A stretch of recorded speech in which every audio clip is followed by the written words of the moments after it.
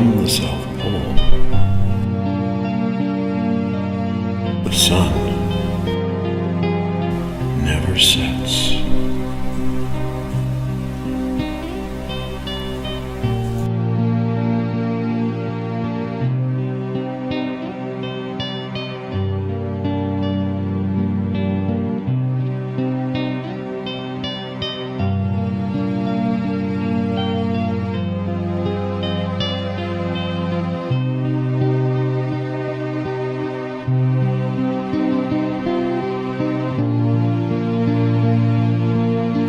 Within the correct form of the earth, hollow, concave,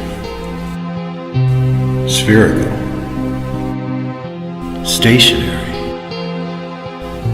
sunlight is bending.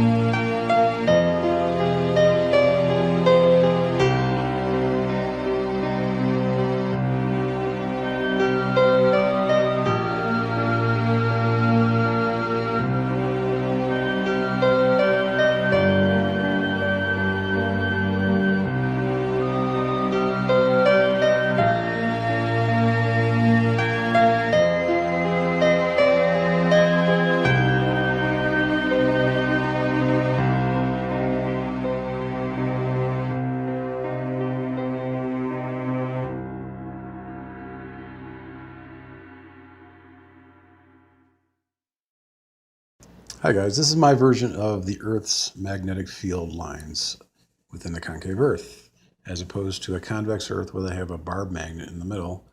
I believe that the magnetic current or field lines are wrapping around the outer edge, going in and out from the north and south. I believe there's actually openings in the north and south of the rind.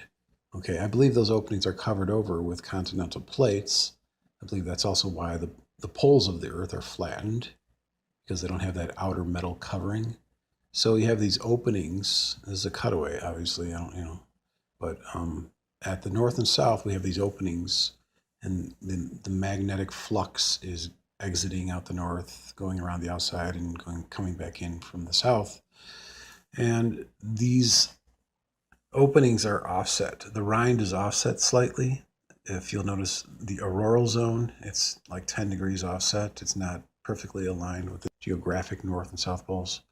And I believe that this rind is precessing, slowly shifting, because I believe that there's like layers within the Earth, whether they be water or oil, that's actually lubricating the outer rind to press us back and forth. I believe that's also why the magnetic north and south poles shift, because of this precessing effect.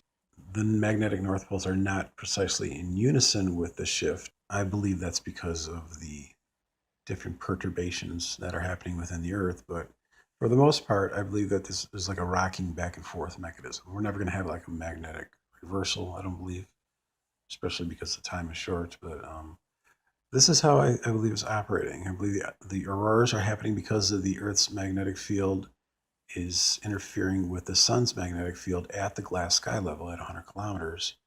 And that's what's causing the auroras to happen.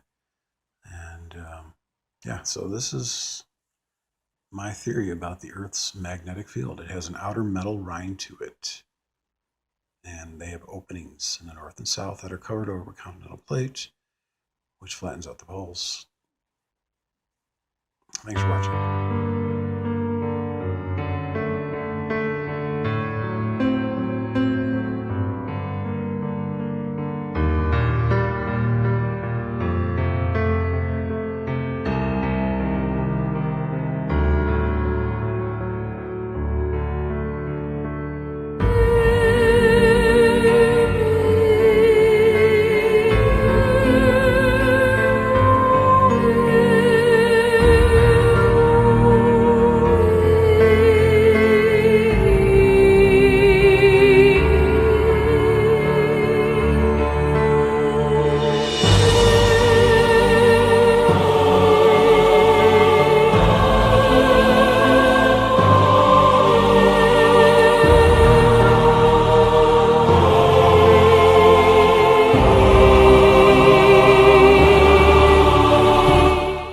Phenomena that Einstein first predicted in 1937, though he said it would never be observed. He underestimated observers. If you look at this picture, you'll see these blue things, these weird blue things. That is a phenomenon that we now understand as gravitational lensing. Einstein told us that a mass will curve space around it. And he realized, therefore, if you had a big enough mass and you have a source of light behind that mass, the light can bend around that object and come back and be magnified, just like my glasses magnify things. Or like a cut glass goblet, if you look through it, I'd see many images of this room. Mass can act like a lens and magnify things and split images, and that's precisely what we're seeing. All of these blue things are different images of a single galaxy located about 3 billion light years behind this cluster. Gravity is magnifying the image, distorting it, and bending it. Remarkable. Truly remarkable. But because we understand general relativity, we could work backwards. During the time of the flood, these sonoluminescent stars, they clustered together and they became very hot. And they began to melt through the glass celestial firmament and creating these little pockets, these little indentations and openings. The windows of heaven were opened, right? The windows of heaven were opened, and so the water came down. The water also came up from the fountains of the deep of the earth. So we had water coming down and water coming up. And so after the water came down and after the sand came down to The sand is what created this secondary firmament at 100 kilometers, which actually pushed the water down. That's why we have the rainbow, because the sun is within this region here. So the sun is only a half sphere. Everything is operating on curved light. And so that's why we see rainbows, because the sun is being dispersed through this glass medium and being projected onto the raindrops. The raindrops are not the source of the rainbow. But anyway, going back to the celestial sphere, glass sky, it healed back together. So it closed up. The windows of heaven were closed after the great flood. So now you have these indentations, these peaks and valleys. This glass celestial firmament, because of the way it had been ruptured, it had been opened up, and then it healed back together, it's not perfectly smooth like that. It's more like this glass here. Let's go back now to the two-dimensional pattern of the CMB map. There are things we can do with that as well. First one is lensing.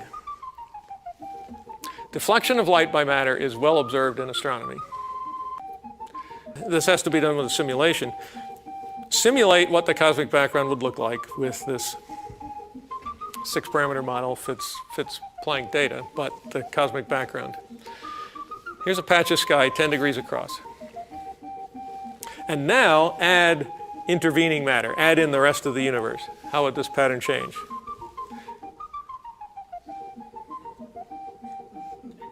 Catch that? Unlensed, unaffected by intervening matter, and affected by intervening matter.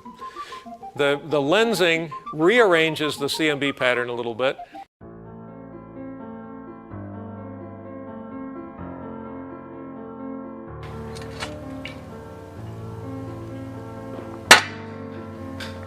There's no need to have mass act like lens when there actually is a lens. A cut glass goblet lens of the celestial sphere, damaged after the flood.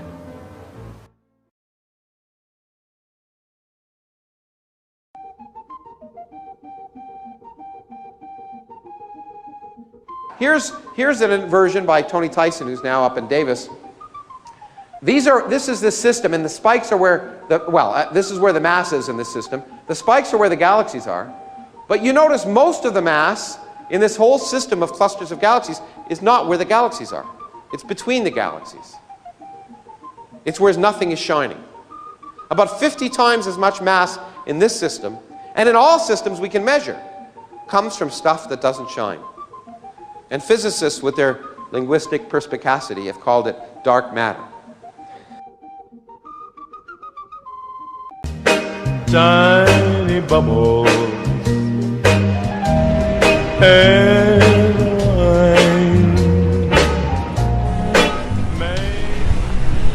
Tiny bubbles. Look at this, guys. Tiny bubbles. Stars are as big as grains of sand. I'm not kidding you. Fraudulent astronomy is in big trouble. You astronomer, are either a fool or a liar. Now, if you're a fool, there's a little bit of grace for you because you didn't know. You're just stupid, ignorant.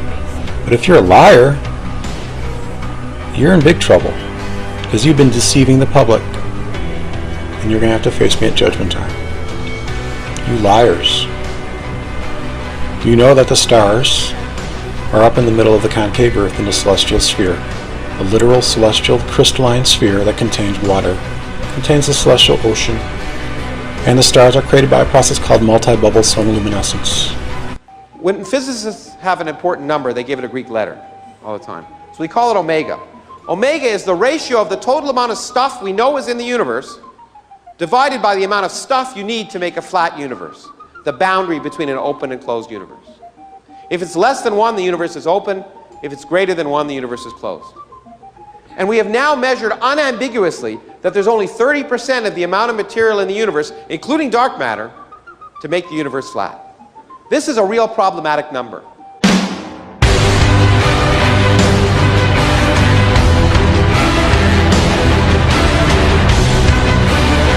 We now know the universe has only 1/3 the amount of matter to make it flat. The problem is that theorists like me knew the answer.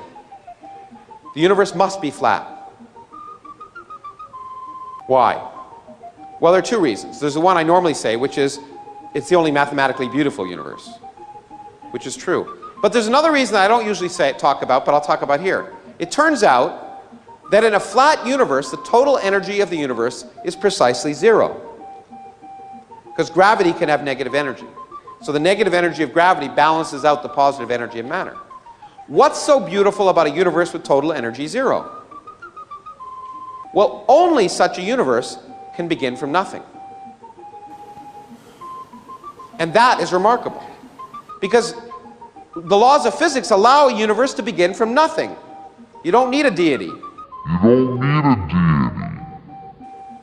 You have nothing, zero total energy, and quantum fluctuations can produce a universe.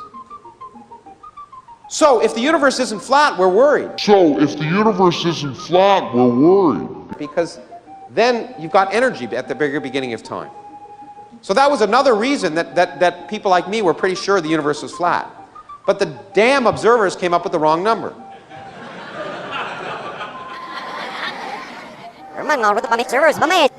But the damn observers came up with the wrong number. Well, if the damn observers come up with the wrong number, just make shit up. Radiation coming at that surface. On this surface is a very important scale, 1 degree. Why 1 degree? Because that represents a distance of 100,000 light years. Now, the surface existed when the universe was 100,000 years old, and Einstein tells us no information can propagate faster than light. So that means nothing that happened over here at that time could ever affect anything that happens over here. But more importantly, if I have a lump of matter that's this big across at that time, it doesn't even know it's a lump, because gravity can't have traveled across it. So it's like Wile E. Coyote in those cartoons when he goes off the cliff. He waits a while before he collapses, okay? And such large lumps won't collapse.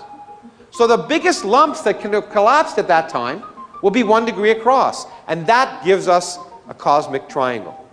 Because we have a ruler that's 100,000 light years across. A couple assumptions there, Larry, that you are totally erroneous about. Number one, you're making the assumption, the uniformitarianism assumption, that things happen gradually over time. 14 billion years old. Dear Lord. No, the universe is quite young, happened very catastrophically with cavitation.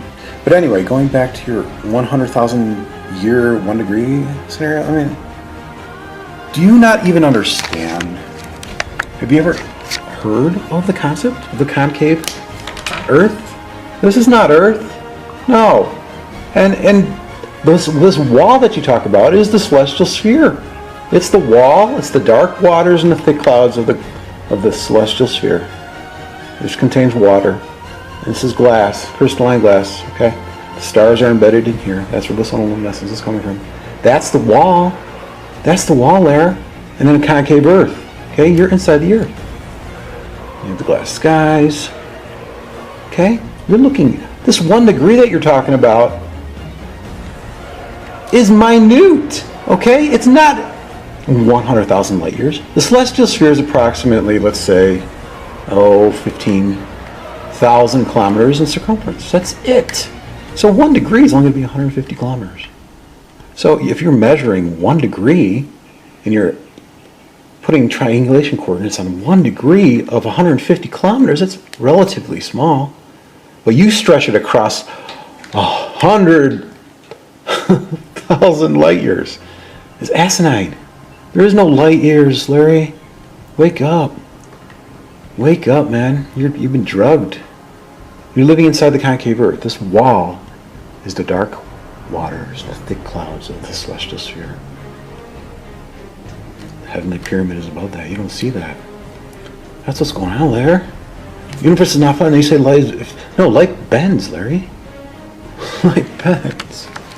You ever hear Wilhelm Martin? He showed geodetically that light bends. So you're wrong. The universe is not flat, and if you're really going to worry about that there is a deity, then,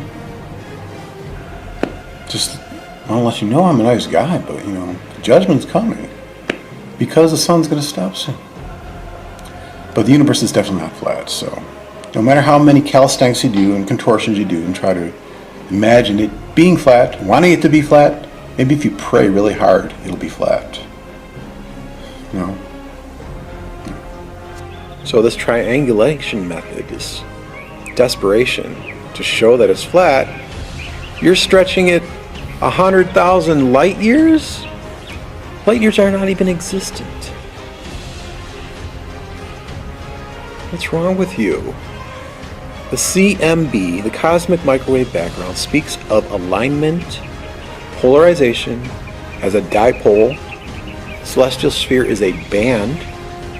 It divides the sphere into two hemispheres that have opposing currents. That's what steers the sun north and south. I've explained this in previous videos. And it's telling of a deity because it is definitely not flat. It's encased in a ruptured glass.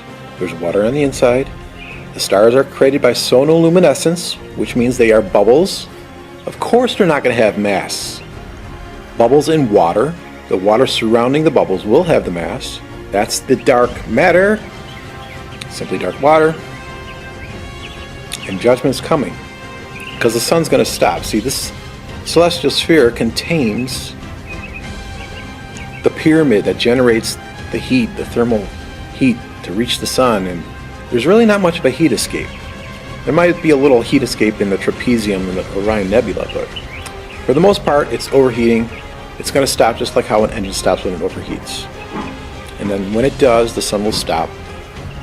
It'll cause all the ice that's attached to the glass sky at 100 kilometers high to rupture and unravel like a scroll and burn up the earth. Are you ready for that? Are you ready for judgment? Stop lying to the people. Stop insulting me. I am not crazy. I'm telling of judgment to come, people. Repent as soon as possible and acknowledge me.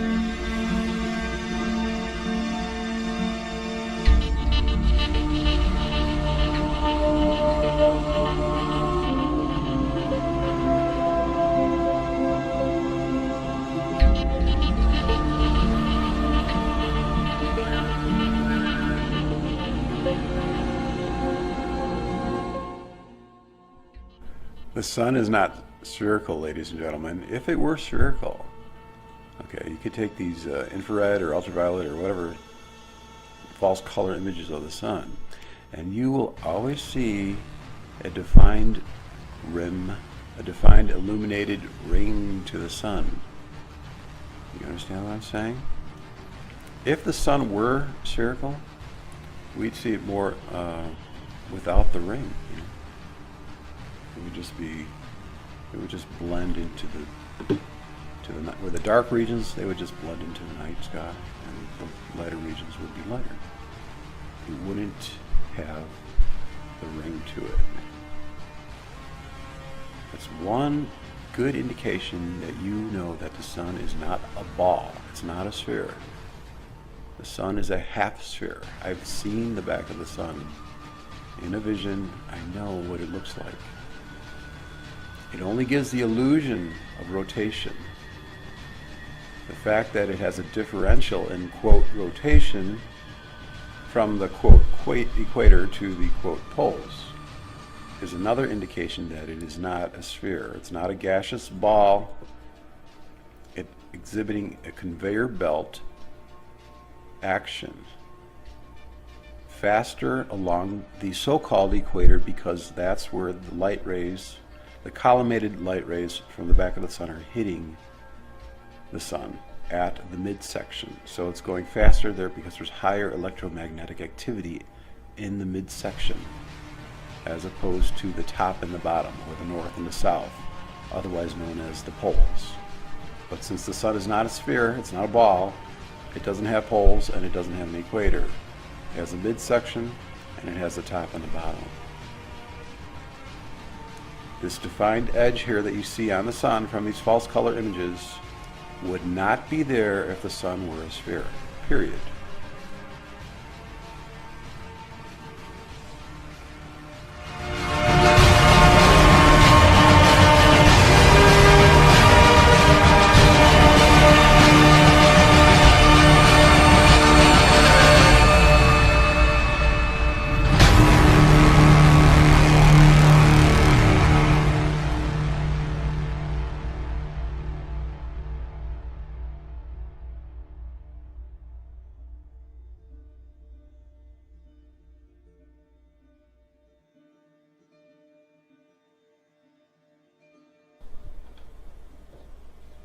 The sun is a half sphere. I've seen this, like I said before, in a vision when I was up in heaven above the celestial sphere, above the celestial ocean. It has a backside, and it's dark and flat from the backside. We have light hitting the back midsection of the sun. I do not call it an equator because it's not a ball. It's not a gaseous ball. And it has a top and a bottom. And there's a difference in velocity. It's not a difference in rotation because we simply have a conveyor belt action going on with these contour lines. And so this difference in velocity is actually creating the twisting, the arcing that we see in the sun. The reason why it's faster across the midsection is because of the collimated light rays that are hitting the back midsection of the sun. So we can never see the back side of the sun from Earth's vantage point. We always see the front side. Same thing with the moon. We only see the front of the moon and the front of the sun. I believe the sun and moon were at one time one ball, where they bifurcated, they split up and became two. The sun received the light, its energy, from the pyramid, from the power source. The anode to the cathode, the father to the sun. And the moon receives the sunlight. I don't believe the moon is a self-illuminating sphere. We see shadows on the moon. We see shadows on the moon craters. So that is what's happening with the sun. It's a masterful deception. Completely fooled all of scientific humanity. They think the sun is a gaseous ball, but it's not. The sun is electric. When you see sunspots, they are actually holes. They are indicative that the sun is hollow in this area here between the back plate and the front surface. So the conveyor belt action is going and wrapping around the convex side, and it's wrapping around and going behind on the concave side of the sun. It's a difference in velocity. And the reason why the midsection is faster is because the energy from the collimated light in the back is going across the midsection, energizing that section more.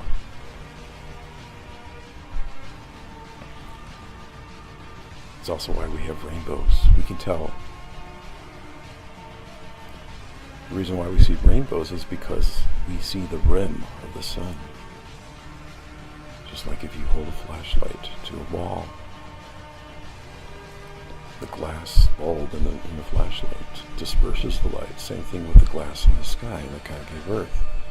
The glass in the sky disperses the sunlight and projects it onto water vapor, reflective water vapor, whether it's from a garden hose or whether it's mist from after a rainstorm, or whether it's dew on the ground, or whether it's clouds when you see the rainbow from an airplane. You see the top of clouds, you see a rainbow, you see the shadow of the airplane and the rainbow.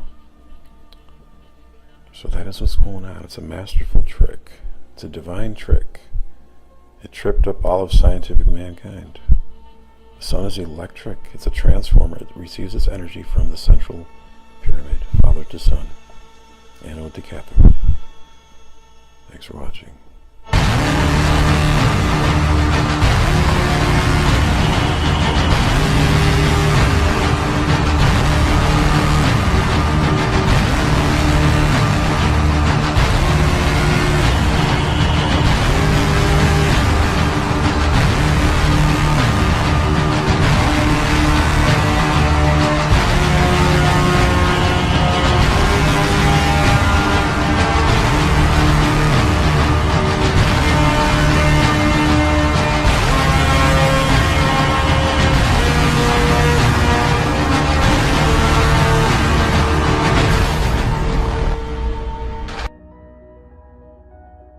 Hey guys, I wanted to point out a mistake I made in my concave Earth video. It was the Milky Way. I had it tilted incorrectly. It's actually, in my animation, it's going around the celestial equator. And later I found out that's not the case. It actually tilts at a 60-degree angle. So if you look up in the sky, you see the Milky Way. Now keep in mind, in the concave Earth, the Milky Way is not a spiral galaxy. This is reality. You're not a little insignificant dot out in a vast, endless universe. No, that's not it. The Milky Way galaxy serves a very important function. Okay, remember in Scripture it says that the stars are created for signs and seasons. Seasons. The Milky Way actually, I'll get to that a little bit later, but it actually governs the direction of the sun. It's what it is. It's a band. It's a ring or a band or a governor or a rudder that's wrapped around the celestial sphere. See, there's my correction of the animation. It's tilted at 60 degrees like that, and it governs the direction of the sun, whether the sun wants to go north or south laterally.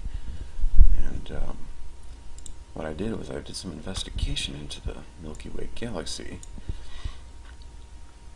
and it turns out that from 1990, I believe, to 1993 to 2009, there was, I guess NASA said that they had the Ulysses satellite that actually, they say it orbited the sun. Okay, well, no, I don't believe it orbited the sun. They think the sun is 93 million miles away. It's not that far away, guys. It's very close. It's within the Earth, okay? And as far as like satellites go, if you know anything about how they're not really up there, they can't get past the thermosphere because it's 2,000 degrees Celsius. Yeah. They usually, what they do is they'll mount some kind of apparatus, some kind of surveilling or camera apparatus to the glass sky at 100 kilometers high, and then you can shoot the sky, you can take pictures of the sky, or they might have a very low orbiting satellite that's just going skimming above the glass. But if you get any higher than 120, 140 kilometers, the temperature increases so greatly you wouldn't survive. And then they try to tell you, well, the air molecules are too far apart. No, that's baloney. That just doesn't work that way, guys. But anyway, the Ulysses satellite, I was doing some research and I found out that it says that here, observations of the sun's poles are sensitive to the tilt of the sun's rotation axis relative to the ecliptic plane. What does that mean? Observations of the sun's poles are sensitive to the tilt. Okay, and it says it reverses every 6 months. See, this is the key indicator, because when I looked at the band around the celestial sphere, I thought it's got to be doing something every 6 months. It's got to be serving some kind of purpose, some kind of function every 6 months, because the sun is going around the celestial sphere, but it's going through the band every 6 months. So something's happening every 6 months with the Milky Way galaxy. Not a galaxy. Well, it's not a galaxy. It's a band. Correct myself there. So yeah, I think what's going on when they took the observation with the Ulysses probe, they probably had two different apparatuses mounted at very high latitudes. This is my theory about what they did. This is my guess, basically. So this diagram, it shows a concave Earth reality in which we're living in, because light curves within the Earth. It's difficult to see the poles, the top and bottom of the sun, because like if you're standing anywhere inside the surface of the Earth, let's say you're standing here at the equator, when you always look up at the sky, you're always looking at the front of the sun. If you're like even way down here in the southern region, the way your eye works, it's like an endoscope, it's like fiber optics. You're always looking at the face of the celestial sun, of the celestial sphere. The moon's a little bit lower, so you see a little bit more of the edges of the moon, but not much. But the higher you go, especially the sun, that's why we always see the front of the sun, because light curves like an endoscope, like a fiber optic endoscope.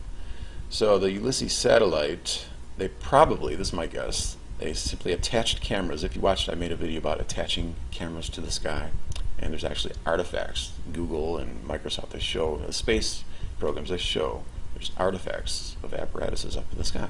And so they probably, what they did is they attached something here above on the glass sky in the southern region to monitor the southern pole. Now it's not really a pole, because I don't believe the sun is a sphere. I believe it's a half sphere. It's kind of like a kettle drum. because I told you before, I had a vision of the back of the sun. The back of the sun had these parallel rays hitting the diameter of the sun, indicating that it was a flat surface, and which also testifies to the electricity of the sun. If you understand anything about what they talk about the electricity of the sun, whether it's Wal Thornhill or Donald Scott, they say that the sun is electric. You know, this is very accurate too, because it flies in the face of mainstream solar research, which is all baloney. Okay, so in the mainstream, the standard model, they say that the sun has a core and there's convection going on. There's no indication of convection. And I can show you this video later. I'll give you a link to it later. But it shows that there's so many problems with the sun being this nuclear ball with a core. You know, convection doesn't happen that way, where they have the granules on the photosphere. They just invent this stuff up as they go, because that's not the truth about the sun. The sun is electric. The sun is hollow. Remember Eric Dollard, he said, those black holes in the sun, they're indicative of the sun being hollow. And then he also said that the sun is getting its energy from a different source, a different dimension. And I'll go into that later too. I say it's the pyramid in the middle of the earth. That is the source. That's the anode to the cathode. Okay, you have an electric current going. You have a circuitry you're connecting, going from the top of the pyramid to the back of the sun. And the sun is revolving around the inside of the earth. So with these probes, this is how I believe what they did is in the south, during the summertime when the sun is farthest away, they get a better angle of the south side of the sun. Same thing in the north. If you're up here, during the winter solstice, the sun is down here, you get a better angle of the north pole of the sun during the winter time. And so that's how I think that is what's going on. Also, I'm going to get into the different velocity, rotation, speed, the different velocities of the sidereal rotation of the celestial sphere and the solar rotation of the sun. Now, they will tell you there's an apparent difference, the heliocentrics, the heliocentrists. They will tell you there's an apparent different rotation because of how the Earth spins relative to the background of the stars as it's orbiting the sun in different positions away from the sun. But that's not true. There's actually, just how how they say there's an apparent retrograde motion to the planets when there actually is a literal retrograde within the concave Earth due to magnetism, there's also a literal difference in velocity between the celestial sphere and the sun. The celestial sphere is going slightly faster than the sun. 4 minutes faster. The sun is 24 hours, the celestial sphere is 23 hours and 56 minutes and 4 seconds or something like that.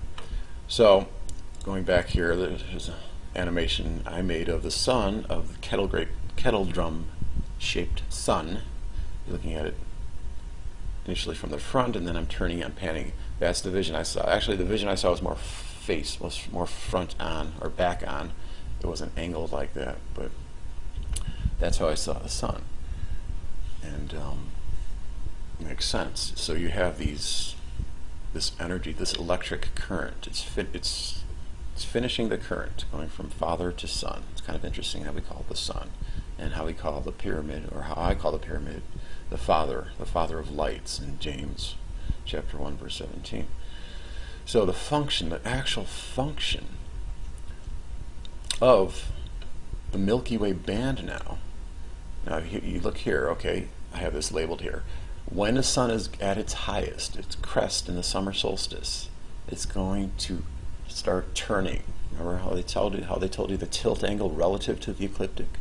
So the sun is going to start turning counterclockwise, going south now, as it passes through the Milky Way. The Milky Way steers it somehow. Must be like, what I think is this whole celestial sphere is pretty much dark and very thick clouds. The Bible says thick clouds of the sky, or dark water and thick clouds. And so I think that Milky Way band is a little bit thinner. That's why we see light coming through. And so there must be some kind of change with the thickness or the thinness of that light, and is changing the rotation of the sun slightly. It's just the bank angle, I guess you would call it, and it's starting to turn down like that. And so Because of the different rotational speeds, the sun is a little bit slower. That's how the sun goes through the 12 constellations, okay? You have the ecliptic here, and they have the celestial equator, that's the green stripe, and then the white stripe is the 60-degree band of the Milky Way. It's a band. It's not a galaxy. It has a function. So when it gets down to the south during the winter solstice, it starts turning, the band causes the sun to turn back clockwise again. So it's a governor, it has a purpose, it's a direction. Everything works, everything has function within the concave Earth. You guys, it's once you understand, once you have that foundational understanding of the concave Earth, everything makes perfect sense. Well, almost everything, but that's the reality in which we live, guys. The Milky Way band. Stop calling it a galaxy. It's not a galaxy. The Milky Way band, the different velocities between the sidereal and the sun. Okay, it's not an apparent difference in velocity. It's real. The sun is electric. I recommend you watching a video by Donald Scott. Of course, he doesn't understand the concave Earth, so he still has a couple problems with his understanding of the sun. But the sun has a dark side. Watch that nova. There's a nova video about how they talk about the bullshit, how they talk about, oh, there's helioseismology going on in the core of the sun, and then there's convection going on. Well, no, Donald Scott talks about how there's a temperature minimum in the chromosphere. So you got the sun, you got the surface of the sun would be the photosphere, and then the chromosphere, and then the corona. And it doesn't work that way. He's talking about how a nuclear reactor doesn't work that way. There can't be a temperature decrease and then all of a sudden an increase. But and then of course CMEs I think happen a lot slower within the concave Earth. I mean, they're talking they're saying they go up to, they get really fast, like up to 1 million miles an hour. Well, that's because you're already thinking that the sun is 93 million miles away. It's not. So everything is within the Earth. Everything's happening, as far as CMEs, it's happening slower. Alright? I think that about does it for this video. See, did I miss anything? No. Talk to you later. So you have the simplicity of the concave Earth with the Milky Way swaddling band, Job 38, dividing the central celestial sphere into two separate magnetic polarization fields based upon the cosmic microwave background radiation dipole, and also based upon the so-called planetary nebula, those hourglass-shaped symmetrical nebula. They are all, see that axis right there? That central stem? It's all running perpendicularly to the Milky Way galactic plane.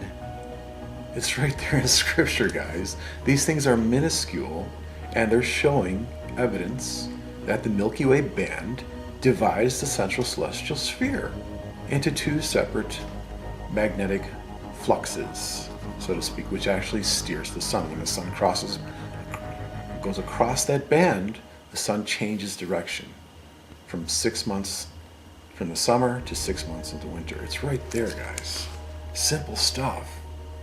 Simple stuff. So this just like completely shatters all the so-called cosmological mainstream research into the galaxy. It's all right there. It's in the concave, tiny, minuscule world. Welcome to reality. So as you can see here, as these nebula are not to scale, obviously they're much larger, but the bipolar planetary nebula all are aligned along the central Milky Way band, the swaddling band, the celestial sphere in the concave Earth. Their axes are perpendicular to the band. This has been discovered and confirmed by scientists. It's so easy, guys. So simple. I'm baffled. I don't know what to say. Why are these intelligent people so oblivious to this fact? Okay, okay, the Milky Way band, the swaddling band around the central celestial literal sphere in the concave Earth, is causing these bipolar planetary nebula to split like that into the different two polarizing magnetic fluxes. Why? Why can't they see that? One of the most remarkable types of objects observed in space is the bipolar planetary nebula. Today, a team of scientists is reporting an astonishing discovery. The axes of bipolar nebulae within the Milky Way's central bulge are aligned perpendicular to the plane of the galaxy. No way! The lead author of the study states, "This really is a surprising find, and if it holds true, a very important one." Yeah, I think it's a little bit important. The alignment we're seeing for these bipolar nebulae indicates something bizarre about star systems within the central bulge. Yeah, I would say that. What does this discovery tell us about the nature of planetary nebulae?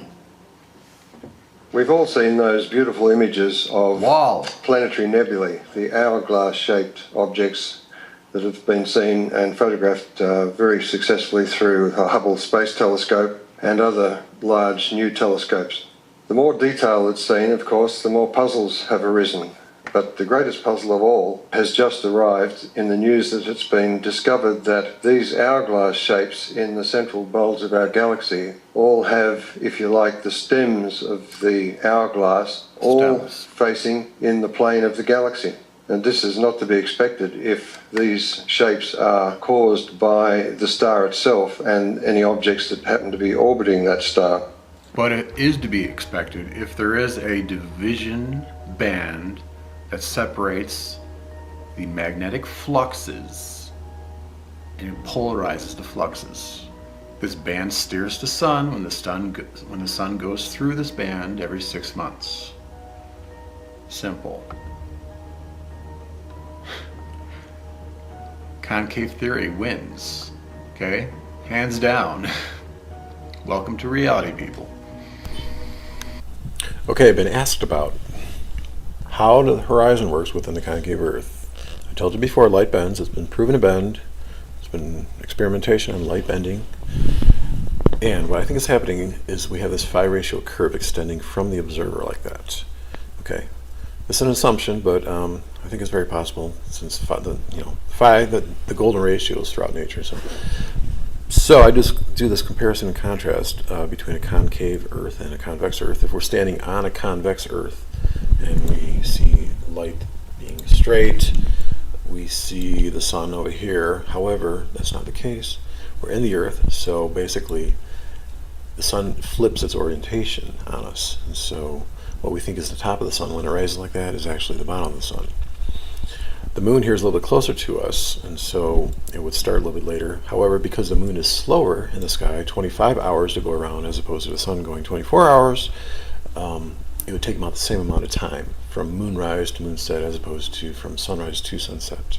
Now, there's also an atmospheric refraction bulge that's created. That's why we see ships sinking in the distance. It's actually just an illusion.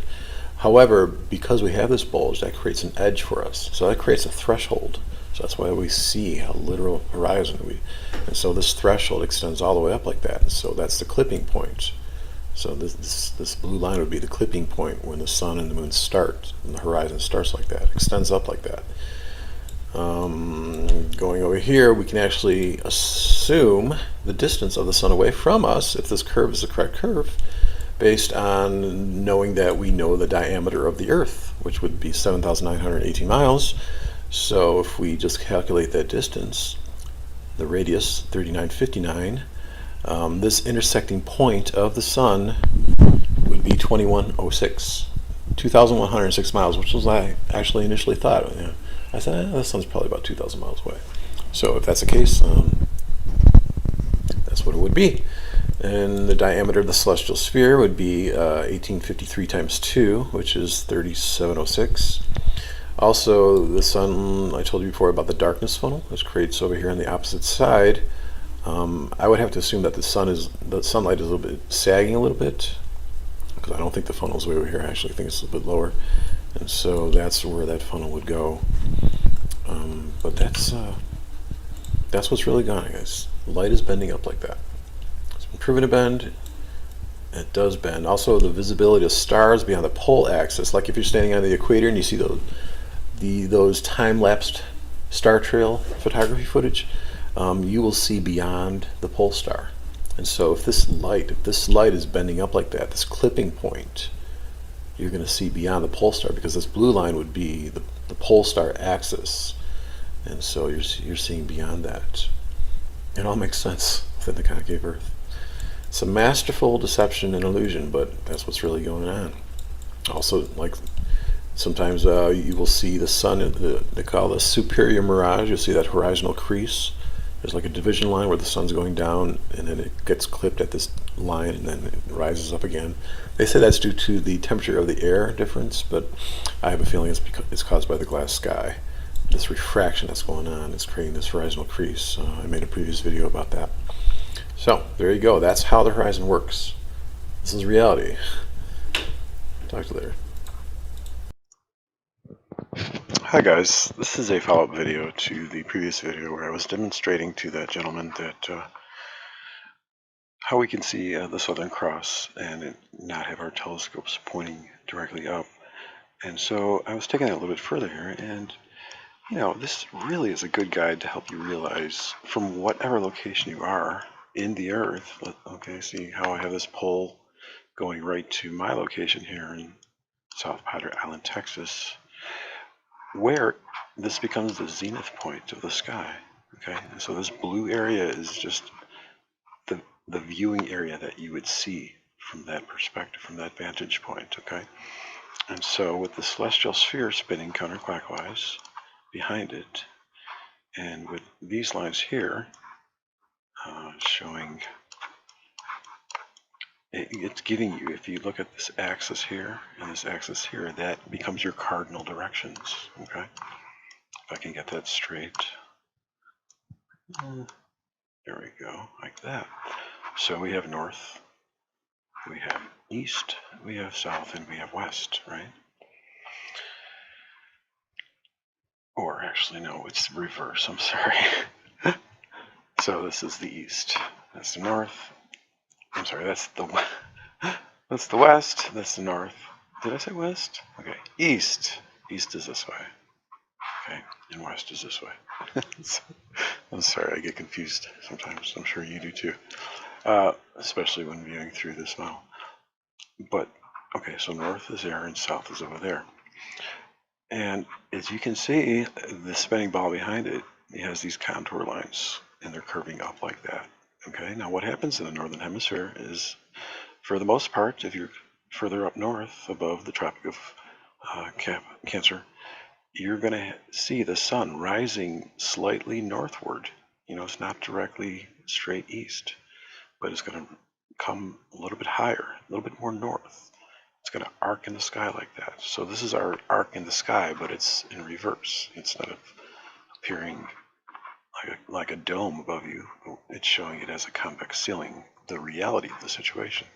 So sun rises in the east, slightly north, arcs down, gets to the zenith point, so it's getting more south during the day, right? And then it's going to arc back up, and then it's going to arc and set in the northwest. So northeast, zenith, northwest. So this is a really good guide to help you understand what's really going on in the sky and how we see the sun, how we see the arc of the sun throughout the day from whatever latitude you're at. Okay? Thanks for watching.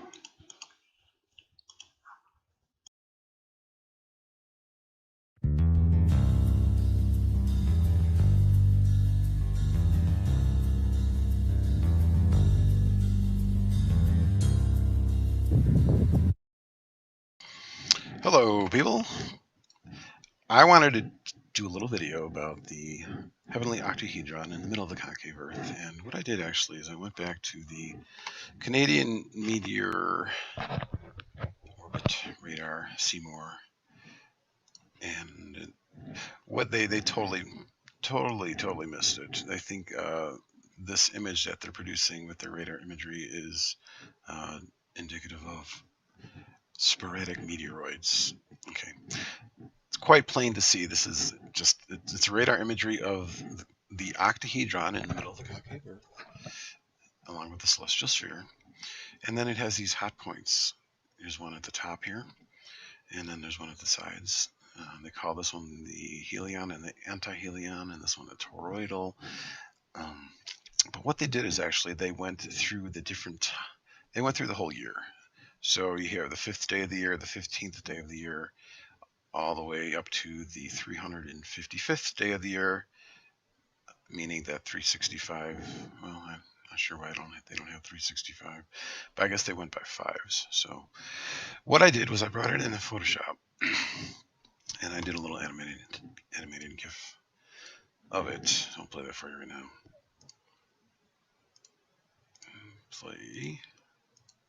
There we go. Now look what we have here. You see the north apex of the octahedron pretty much stays visible throughout the whole year. However, the south one only becomes visible during part of the year, i.e. when the sun goes south in the wintertime. And so we're getting a preference of warmth or activity more in the northern side, on the northern side. So this is really why the northern hemisphere is warmer than the southern hemisphere, because it not only has the sun, which is orbiting cylindrically around the celestial sphere yearly, but it also has the north side of the octahedron. The Bible calls it the sides of the north in the book of Isaiah 14 and Psalm 48, I believe. So the sides of the north, the top of the north apex side of the octahedron stays lit or stays warm throughout the entire year. And that's also why I believe we're seeing these hot spots here at the top, because I believe that the north side is emanating this magnetism, this heat, this light. The Father of Lights is behind the celestial sphere at the top, the sides of the north. And that is why the northern hemisphere has more land, it's warmer, and I believe also in order to compensate, to kind of just even out a little bit, what God originally did was he allowed the sun to get closer to the Earth in the southern hemisphere. I'll get my concave Earth analemma video. I'll show you what I'm talking about. Analemma, concave Earth. There it is.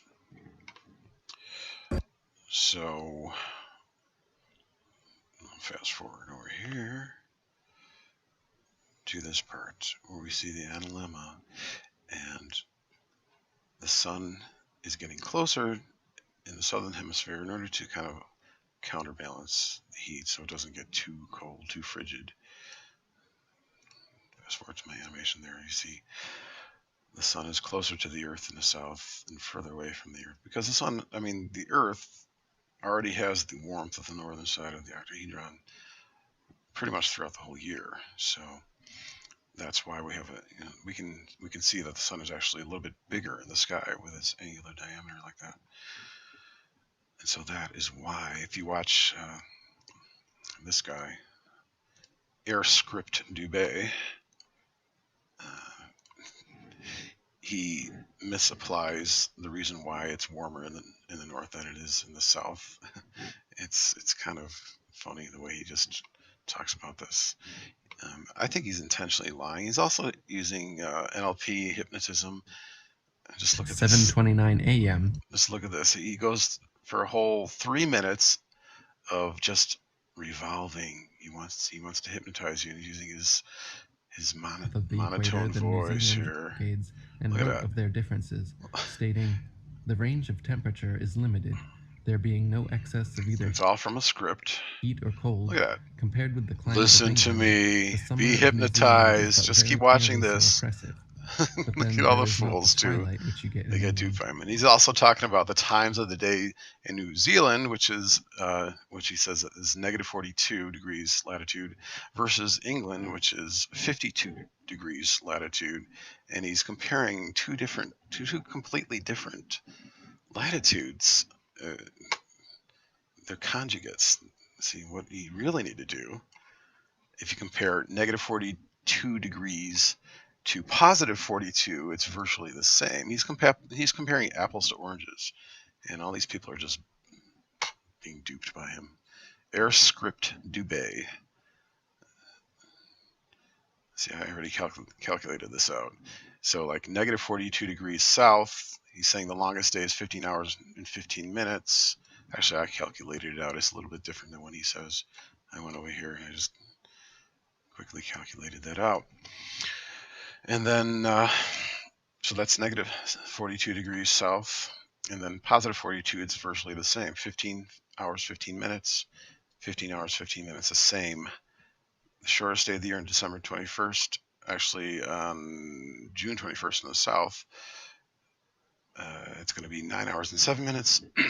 Oh, looky here, 9 hours and 7 minutes, the same. So you got to compare apples to apples, dude. So even like this, 52 degrees north, which is in England, the longest day of the year in the summer, 16 hours, 39 minutes. And compare that to somewhere 52 degrees south, you get a very close approximation. 16 hours and 44 minutes, just 5 minutes off. So there's nothing there. Even, the shortest day of the year, 7 hours and 50 versus 7 hours and 45, 5 minute difference. So please, people, be smarter than that. You really want to be hypnotized by this bullshit? This is intentional. He's going on for 2 minutes with this, just, this animation circling, and you're listening to his hypnotic voice Did not shine as brilliantly as it does in England. as he's reading off a script. The finest day in Yeah, I don't do scripting, sorry. This is all impromptu. 8 minutes. On the summer solstice, I'm not going to do that. I'm not going to manipulate you like that. So going back here, this is groundbreaking. I mean, it's showing you right there an animation of what's really going on in the concave Earth. Play that again. It's pretty wild. Look at that. Summer, winter, summer, winter, summer, winter. Now, the reason I believe that we're seeing more concentrated areas at the equator, well, for one, that's where we have the magnetic equilibrium happening, but also too because of the way when you view the celestial sphere, perspective wise, if you just take like a ring of equidistant points around the equator, when you look straight on like that, you're gonna see more behind each other on the sides, so you're gonna get more activity on the right and left. So that's why that is happening. So yeah, there you go.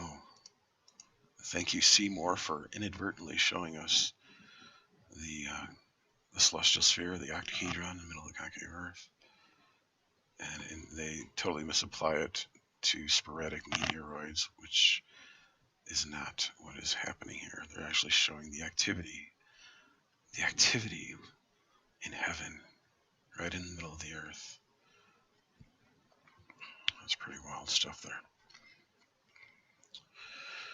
So yeah, concave Earth reality. It's the only option to the shape of the Earth. Everything works. Or the planets work. Nothing works.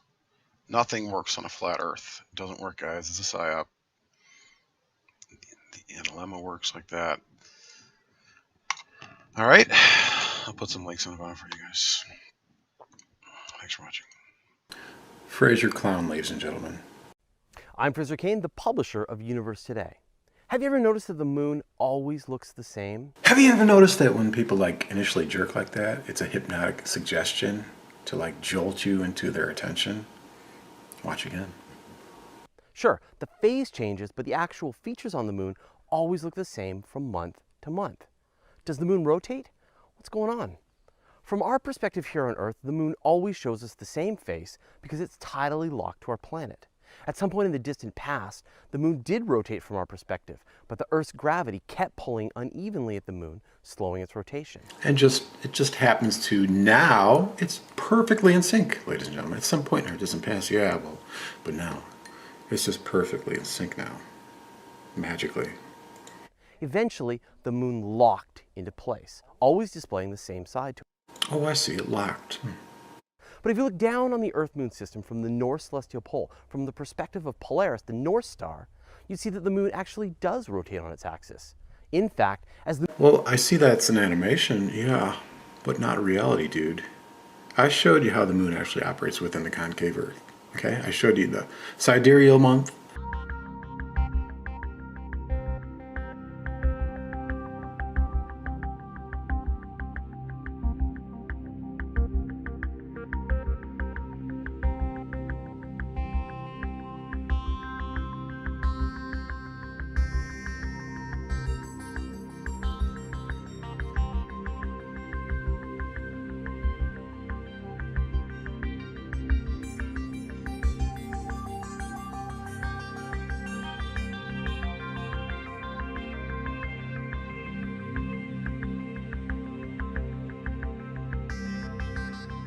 So as you see it moving around here, we have a little marker indicating our place on the Earth. Looks like we're in Africa somewhere.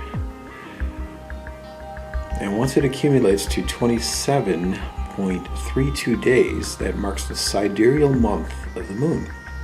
That's how many days it takes for the moon to align back up with the celestial sphere. The synodic month. And if we go on to 29.53 days, that is what is called a synodic month. That is where we mark new moon to new moon, where the sun and the moon align up. The anomalistic month. Now I'm going to reverse the rotation of the moon by locking the sun in place so we can see the actual anomalistic month, where it records the perigee and the apogee. Perigee is when it's closest to the Earth and it's going to move faster, and apogee is further away from the Earth when it's going to move slower. So you'll see the variable speed of the moon. Remember, ellipses are fiction. Kepler was wrong. You see, the green line is a linear line. It's moving at a constant rate, and the moon is slowly beginning to slow down as the green line catches up as it enters apogee when it's further away from the Earth. So there's an influence that the moon has and the Earth has on the moon. When it moves further away from the Earth, it begins to slow down, and when it gets closer to the Earth, it begins to speed up again. You see the moon is approaching, getting faster.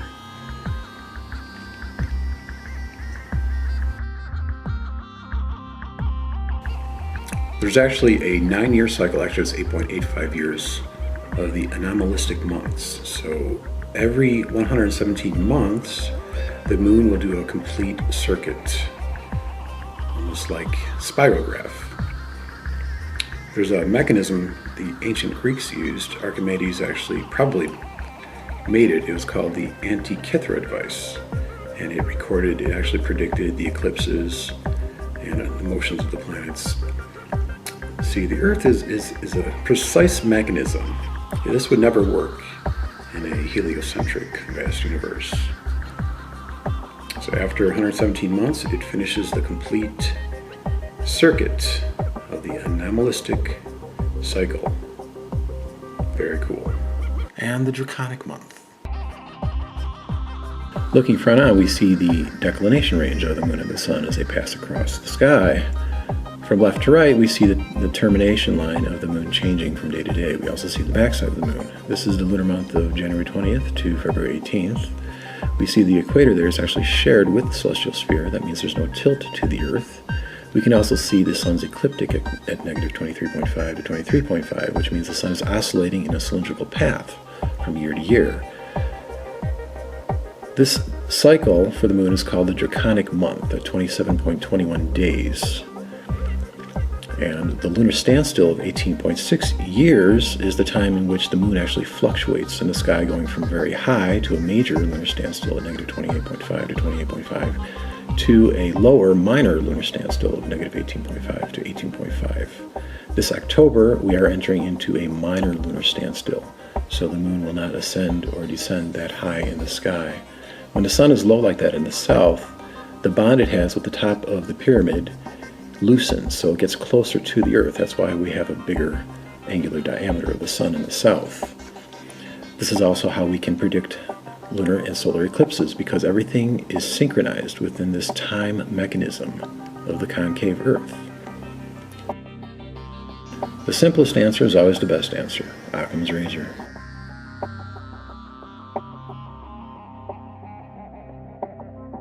And how the moon affects tides. There have been found traces of metal in the glass sky, magnetite or iron. So the glass sky is slightly magnetic. And so as the moon orbits around, because I believe the moon as well is metal, so the moon is actually pulling the glass sky closer to itself as it moves around the inside of the Earth throughout the day. Not only that, on the moon side of the sky, of the glass sky, but on the opposite side, I believe there's a stress reaction that's happening as well. So we have this pinching. So this glass sky looking top down is more like an oval. So there's your only ellipse within the concave Earth. So this glass sky is moving around throughout the day. I believe the sun also is magnetic, but it doesn't have as much effect on the glass because it's further away. And so the sun will affect the tides as well, but predominantly it's the moon. And I showed you how lunar eclipses happen.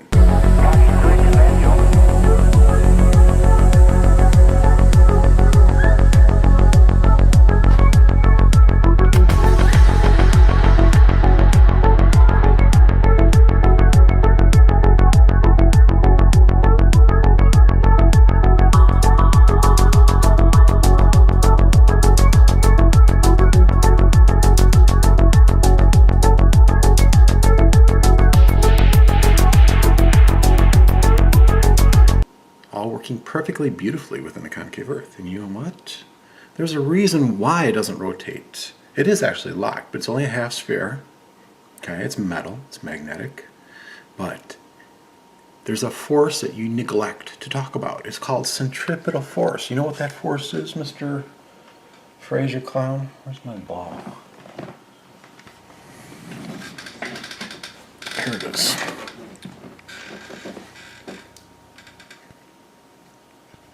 Got a half tennis ball here. Centripetal force. Now if I were to actually attach this with a rubber band and spin it really fast, obviously the circle would be bigger, right? If I slowed it down, the circle would be small. That's what's happening with our moon. There's an apogee and a perigee. The perigee is when it's closer to the Earth. Okay, this is spinning inside the concave Earth. It's very simple, people. Higher tension to the string makes a bigger circle, closer to the Earth and more velocity. Higher tension, higher speed, closer to the Earth, perigee.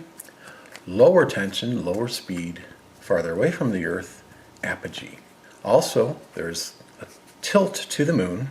We call that libration. It tilts every 8 degrees each way, okay? It also has to do with the concept of angular momentum within the concave Earth. It's very simple. The higher tension during the perigee, moon is going to tilt this way. During apogee, it's going to tilt the other way. So I just solved the reason why we have libration. It only makes sense within the concave Earth, ladies and gentlemen. It only makes sense. Okay?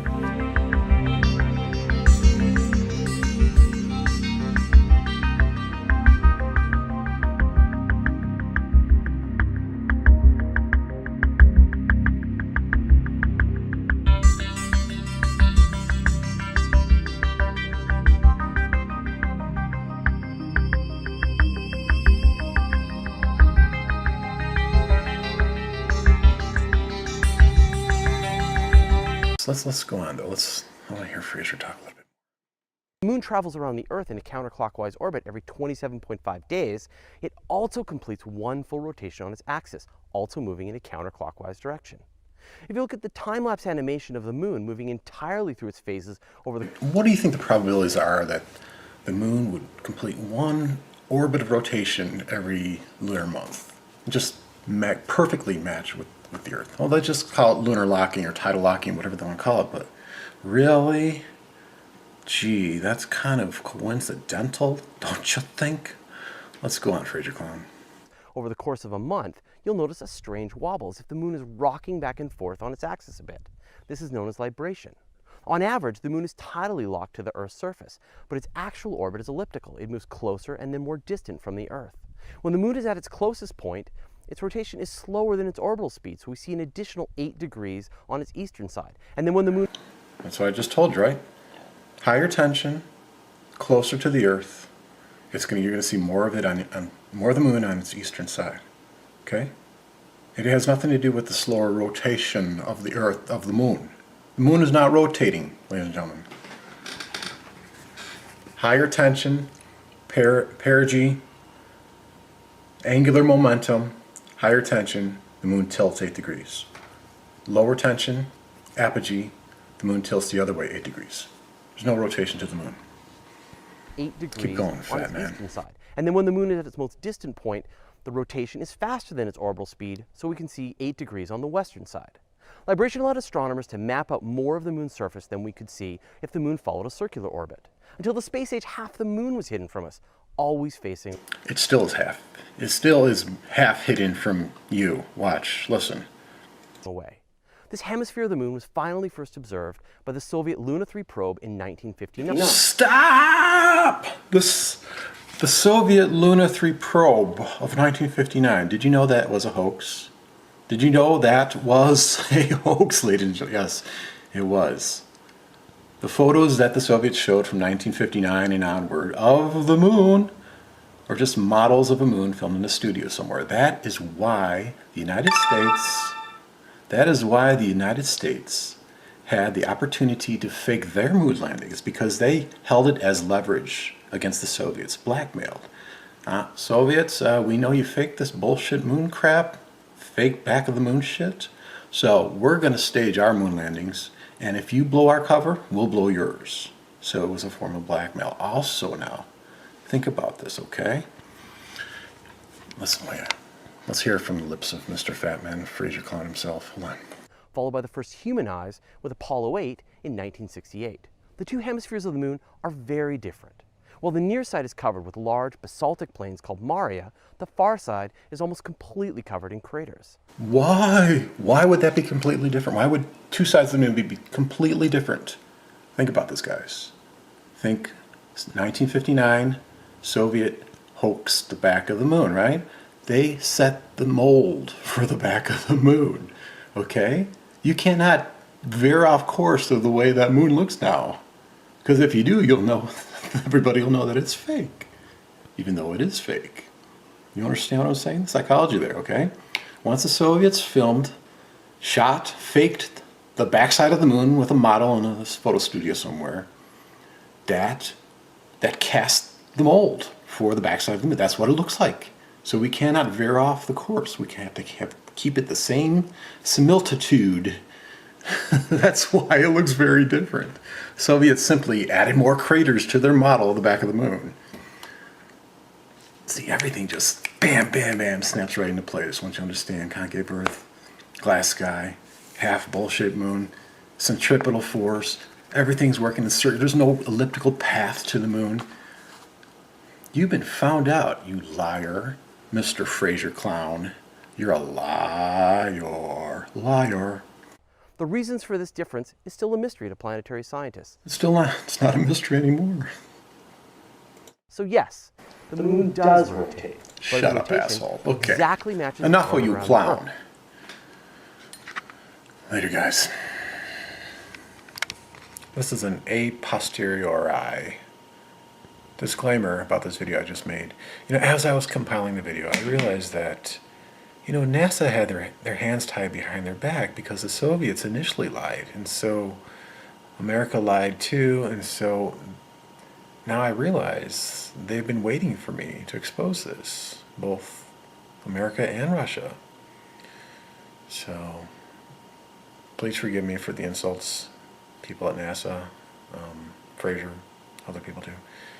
And That's also why NASA's revealing, like, the Curiosity rover, they show the shadow of the man on Mars. See, they want the lie is slowly, well, now it's rapidly coming out, and I'm going to be revealed. The concave earth, the glass sky, the Messiah will be revealed, the hail of the Lord Jesus Christ.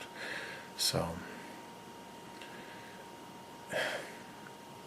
I feel bad for insulting, but also I feel a sense of, wow, little old me exposed this big lie of these two superpower countries. So I'm kind of humbled by it. So later.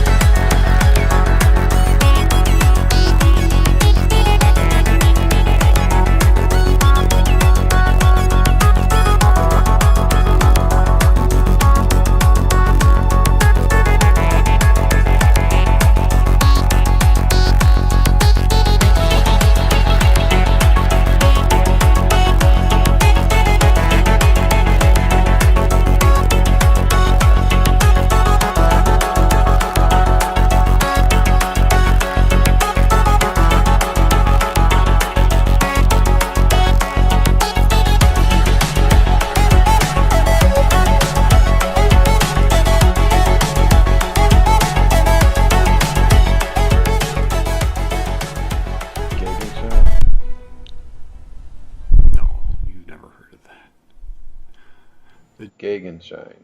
Did you ever hear the zodiacal light? Maybe, maybe not. But let me just explain to you what I was doing where I discovered the Gegenschein. I was looking for some type of evidence for some kind of anti-solar illumination zone opposite the sun within the celestial sphere, because if you understand anything about how I explained to you the concave Earth, is that sunlight is wrapping around and converging at the other side. I can show you an illustration of that. This one that I pulled before.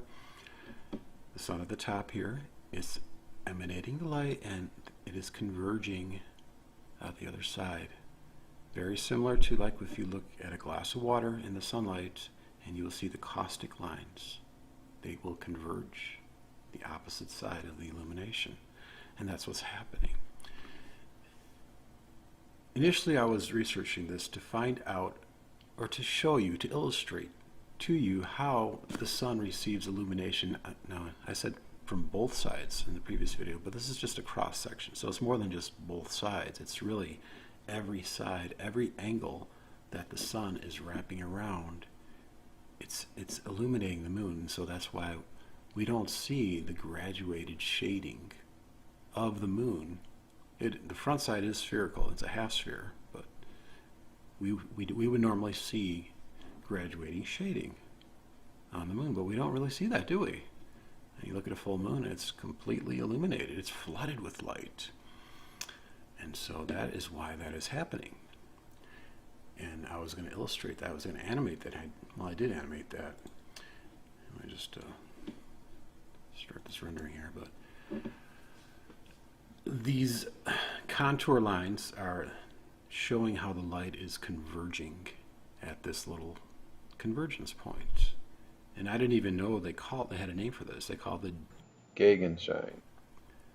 Now, Gegenschein. it's very critical for you to understand why a lunar eclipse cannot work in a heliocentric model or a flat model either, but because the Gegenschein, it is a faint patch of light directly opposite the sun, the anti-solar point of the sun. They call it the Lagrangian point number 2. I can show you that over here.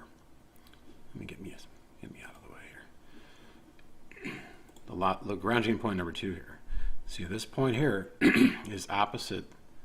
This is a heliocentric model, of course, but here's the Earth. Now, think about this. Where do lunar eclipses happen? They happen at this Lagrangian point number 2. They happen exactly opposite, in a heliocentric model, they happen exactly opposite the sun, with the moon, with the Earth directly between the sun and the moon. You cannot, ladies and gentlemen, let me reiterate this for you. You cannot have a lunar eclipse in front of the Gegenschein. in a heliocentric model. They are mutually exclusive. The moon cannot be covered in Earth's shadow at a point where there is illumination. It's that simple. Do you understand what I'm saying?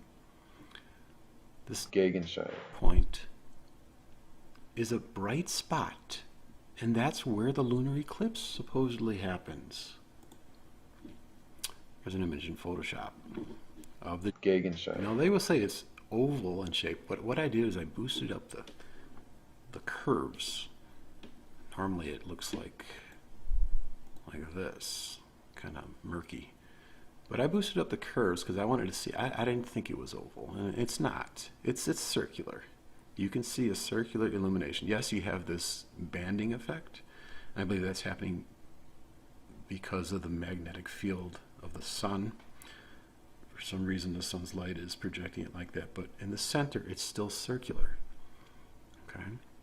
So this circular area, if you go back to my illustration here, this is a cross-section top-down. You can imagine this shape here of an apple. It's like an apple, basically, okay? So when the moon is in the apple, the waxing, the first quarter, the waxing gibbous, the waning gibbous, the third quarter, When even the full moon, it's still in the apple. When it leaves the apple, when it goes outside the apple, at the little butt of the apple, it doesn't get illuminated because it's not in this area of light, okay? Let me show you in 3D what I'm talking about here, okay? Here's a wireframe mode here. Okay, this is the moon. Remember I told you it's a half sphere. And so, a little bit hard to tell here with this wireframe, but here if I turn like that, you see how it's sticking itself out of the apple? And that's where it does not have the illumination, okay? Inside the apple, it's lit. Outside, it's not. And so here's Gegenschein right here. This is illuminating. It's a convergent point where the light converges, okay? And I'll go back and I could show you how, this is a previous video I made, how lunar eclipses happen, okay? Here's the Gegenschein. I called it the darkness funnel. I didn't know it had a name for it, but it actually does. And so when the moon goes through, when it leaves the apple and sticks out in, in front of the Gegenschein, it's going to be darker. It's going to be eclipsed. We'll go to the April 4th eclipse here. It's coming up here. Okay. Now, going back to what I said before, this point destroys heliocentrism. Type error. Some astronomers deny it even being there, but there is overwhelming, undeniable evidence. Okay? Undeniable evidence. Let me show you some research here. Gegenschein. Another mysterious phenomenon associated with the zodiacal light is known as, by its German appellation, the Gegenschein. It is said that in that point of the heavens directly opposite the sun, there is an elliptical patch of light. Now, I just told you I don't think it's elliptical. I think it's circular. I showed you how when you boost up the curves, it's circular. A few degrees in extent of such extreme faintness that it can be seen only by the most sensitive eyes under the best conditions and through the clearest atmosphere.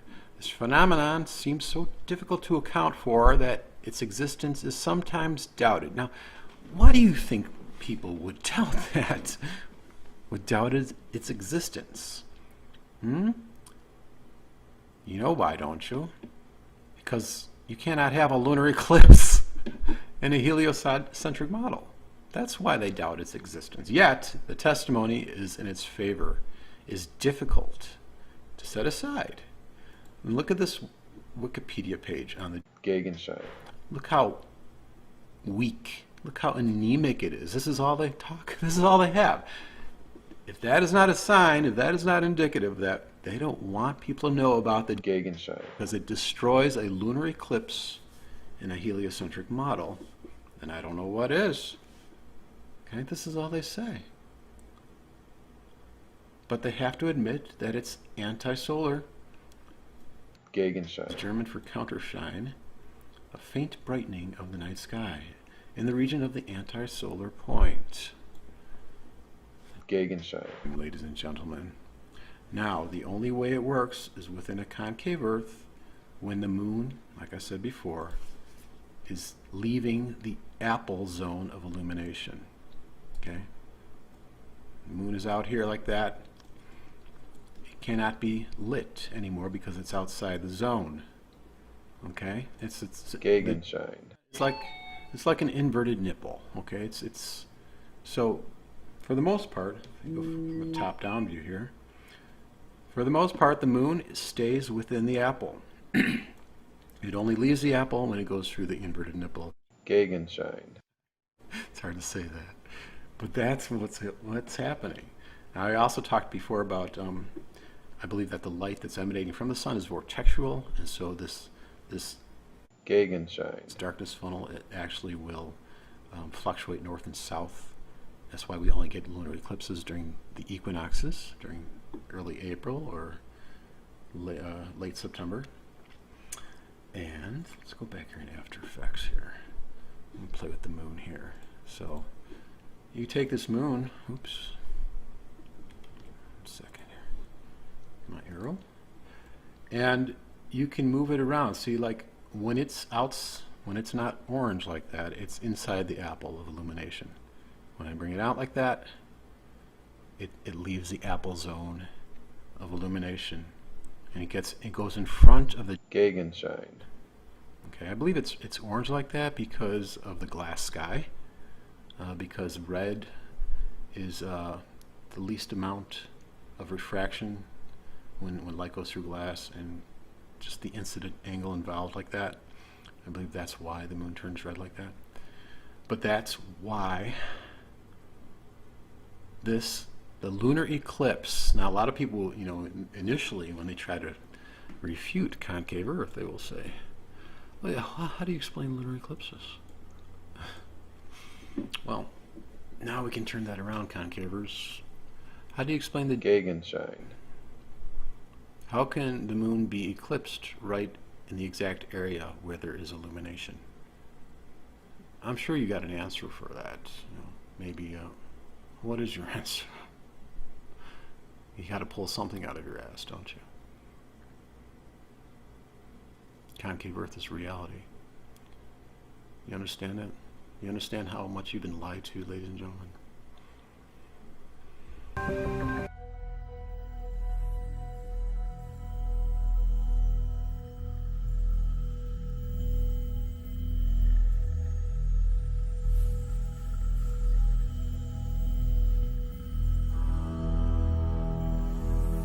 There's a reason why the moon doesn't appear to spin.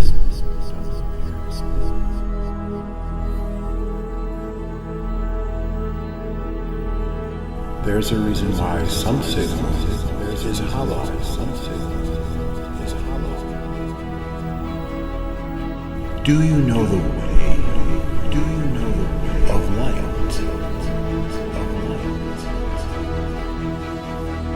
Where is the place of darkness? Where is the place of darkness?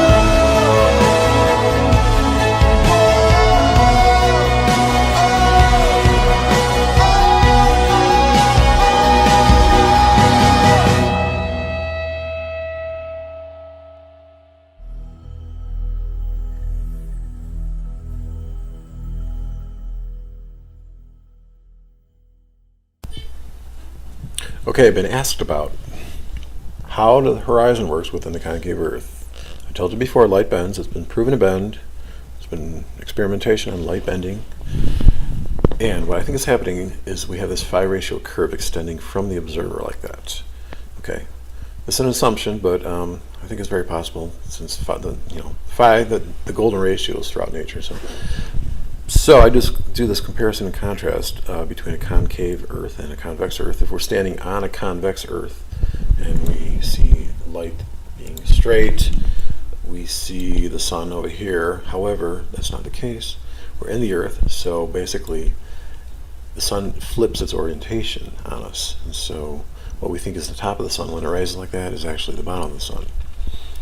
The moon here is a little bit closer to us, and so it would start a little bit later. However, because the moon is slower in the sky, 25 hours to go around as opposed to the sun going 24 hours, it would take about the same amount of time from moonrise to moonset as opposed to from sunrise to sunset. Now, there's also an atmospheric refraction bulge that's created. That's why we see ships sinking in the distance. It's actually just an illusion. However, because we have this bulge, that creates an edge for us. So that creates a threshold. So that's why we see a literal horizon. And so this threshold extends all the way up like that. And so that's the clipping point. So this blue line would be the clipping point when the sun and the moon start, and the horizon starts like that, extends up like that. Going over here, we can actually assume the distance of the sun away from us, if this curve is the correct curve, based on knowing that we know the diameter of the Earth, which would be 7,918 miles. So if we just calculate that distance, the radius, 3959, this intersecting point of the sun would be 2106, 2,106 miles, which was I actually initially thought. You know, I said, that sun's probably about 2,000 miles away. So if that's the case, that's what it would be.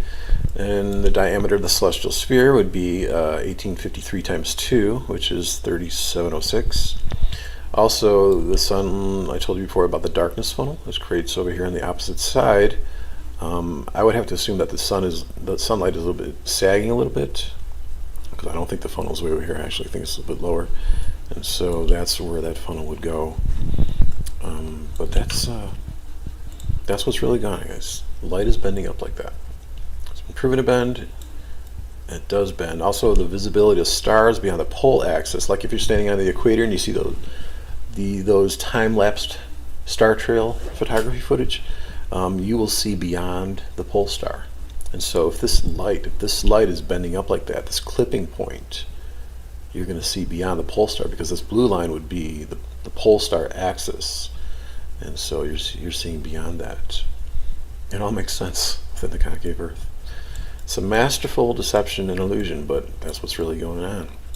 Also, like sometimes you will see the sun, they call this superior mirage. You'll see that horizontal crease. There's like a division line where the sun's going down, and then it gets clipped at this line, and then it rises up again. They say that's due to the temperature of the air difference, but I have a feeling it's caused by the glass sky. This refraction that's going on is creating this horizontal crease. I made a previous video about that. So there you go. That's how the horizon works. This is reality. Talk to you later. The sun sets in the east and rises in the west. The sun sets in the east, rises in the west. Sun sets in the east, rising in the west. Sun sets in the east, rise, sets in the east, rise in the west. Sets in the east and rises, sets in the east and rises in the west. Sun sets in the east, rise. Anyway, I was thinking, good song, Andreas. What do you think? The sun sets in the east and rises in the west. The sun sets in the east and rises in the west. Rises in the east, rises in the west. To the east, rises to the east, rises in the west. The underside of clouds. How do we see the underside of clouds?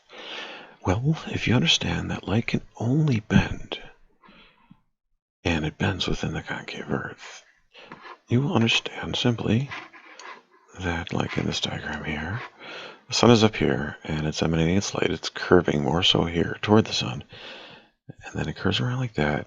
It creates a horizon line there, and it bends back up. So if we zoom real close in there, we see the sun hitting the horizon and then bending back up to illuminate the underside of the cloud. That's how the underside of the cloud is illuminated. And this only happens during sunrise and sunset. Obviously, when the sun is closer or higher up in the sky, it's not going to have the extreme angle. It's going to be like more over here, like in my flash animation here. So if the sun is like over here, it's not going to be able to illuminate the underside of the cloud. It only happens during the sunrise and the sunset. Okay, this is the only way it's possible. This is the only correct model. I was just watching this one video here. this one, this Snoopy Doo guy, and get some good information why flat Earth is totally impossible, with cartography, with the distance from the equator, with plane flights, and it totally annihilates flat Earth theory. It's just, I'm sorry guys, flat earthers, it doesn't work. And so, but then he does talk about the underside of clouds, and he's saying that's only possible on a convex Earth with the sun, with trigonometry appearing to be lower than the clouds. Well, that's not true, because if you understand Conandrum's videos, he actually goes and gets the NOAA data and the PSA algorithms that show the elevation angles at different longitudes around a convex ball Earth, and they do not point to one specific light source. They point to many suns. And I recommend you becoming very familiar with Conandrum's videos. They're very informative, and they show that he proves that light has to bend. And with experimentation, like with Wilhelm Martin, and with the rectilineator showing that the Earth curves upward, we can eliminate all the impossibilities and come to the conclusion that Earth is concave. Okay? It's very simple. There's no emotion. It's just logic, guys. Let's watch my Earth dialectic again.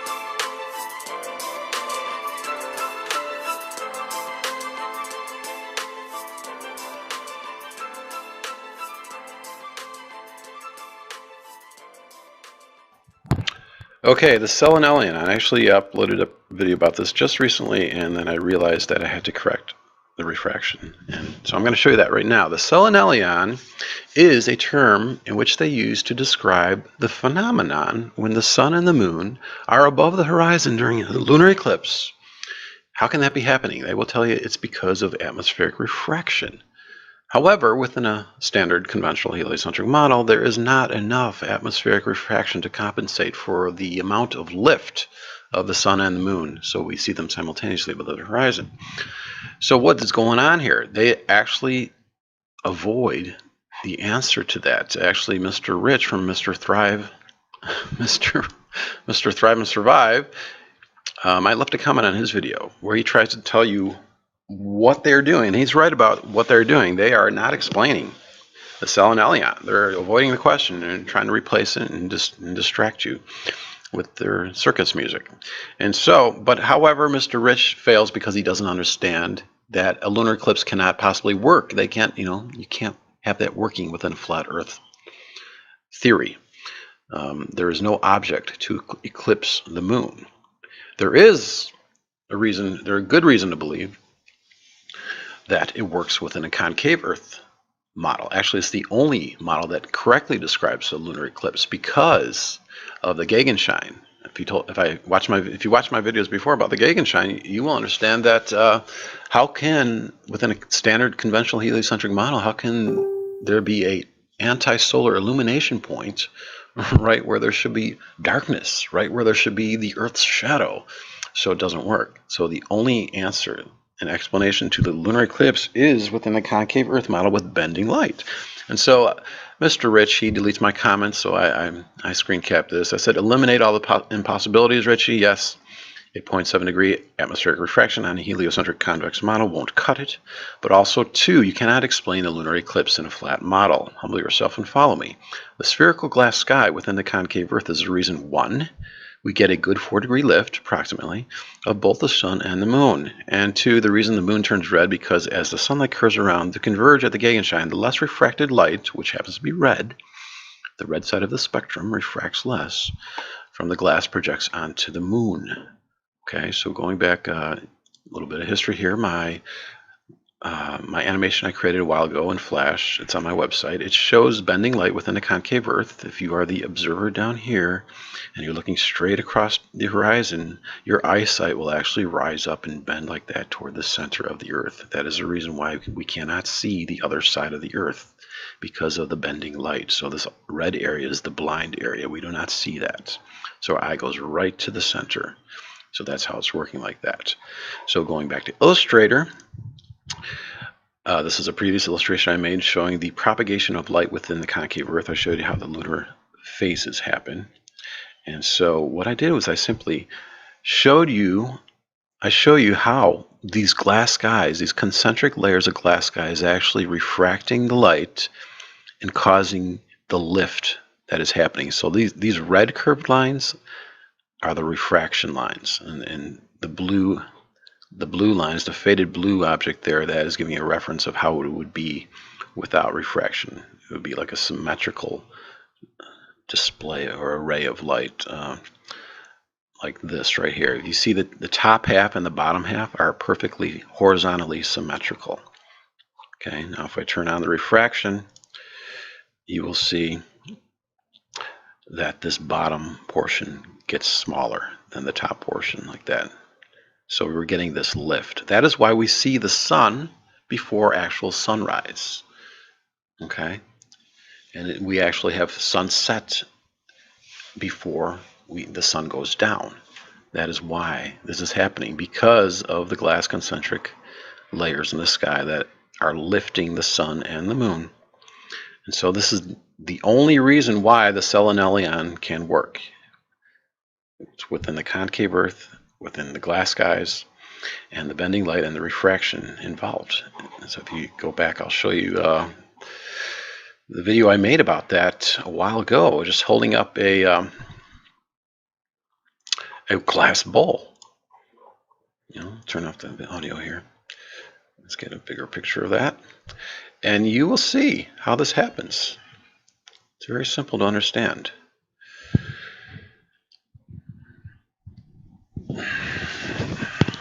See that?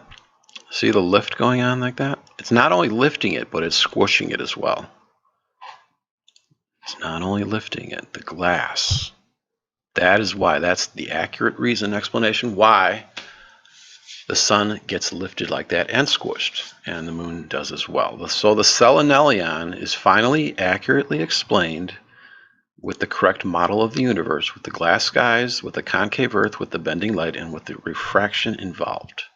That's the only way you can get that significant amount of lift.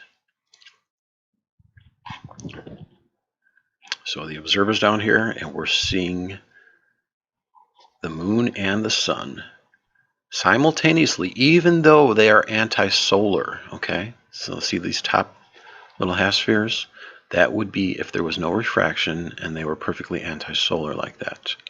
But since we get the refraction from the concentric glass skies, it's going to lift it like that, and there's going to be an imbalance in symmetry horizontally from the bottom versus the top like that. So that's the same reason why from below the equator, say at 15, 20 degrees south latitude, you can see during, with a time-lapse photography, that you see the star trails, you can actually see Polaris spinning like that because of the glass skies. That's the main reason. So it's solved. So this is unprecedented. You've never heard the reason why the selenelion happens. It's all happening because light is bending within the concave Earth. And there are glass skies. Who can make straight that which God has made bent? Thanks for watching. Please like and sub.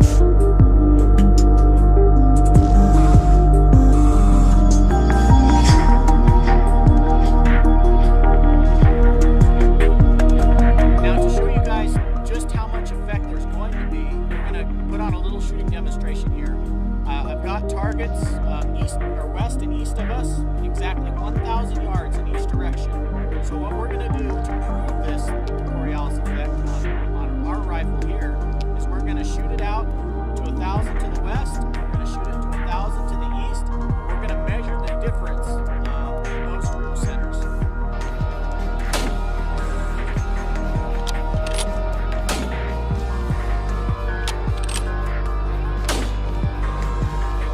All right, got 3 hits on the steel down there. We're going to switch directions, switch the vents over, and we're going to shoot east now.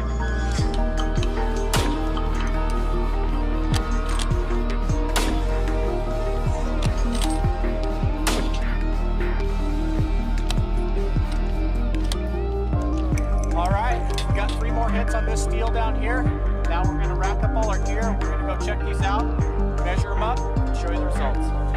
All right, we've made it down to our target that we shot at the west. This is our west target here. And as you can see, they've all dropped in quite low. We've got 8 inches from center to the center of the group, which is a little lower than we expected, but we were dealing with some pretty stiff mirage. So we got a nice little group here. We're going to pack up this target and head down to our target that we shot to the east, and we'll compare the 2 groups and show you the difference of just switching directions. That's all we did. We switched from west to east. All right, we've made it down to our target on the east target now, and as you can see, they're not quite too high. We've got about 3 inches, maybe 3.5 to the center of the group above bullseye. So if we compare this to our other target, we're 3 inches high here, we're 8 inches low there. That's 11 inches, just over a minute of difference between just shooting from the west to the east.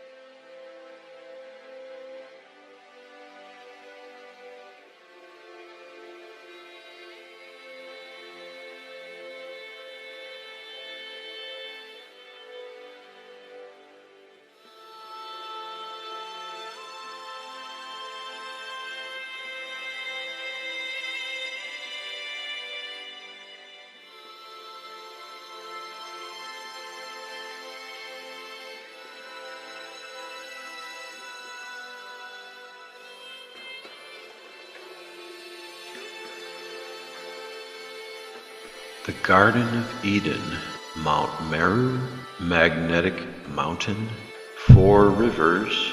Now we know why they call it the Magnetic Mountain.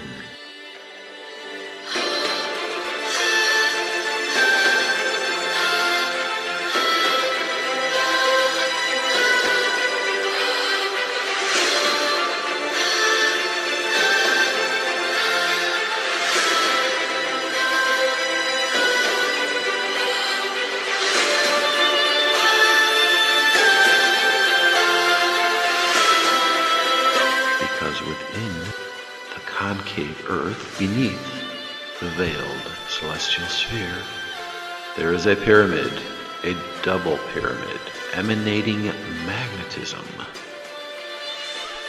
The Garden of Eden has been found within the concave earth.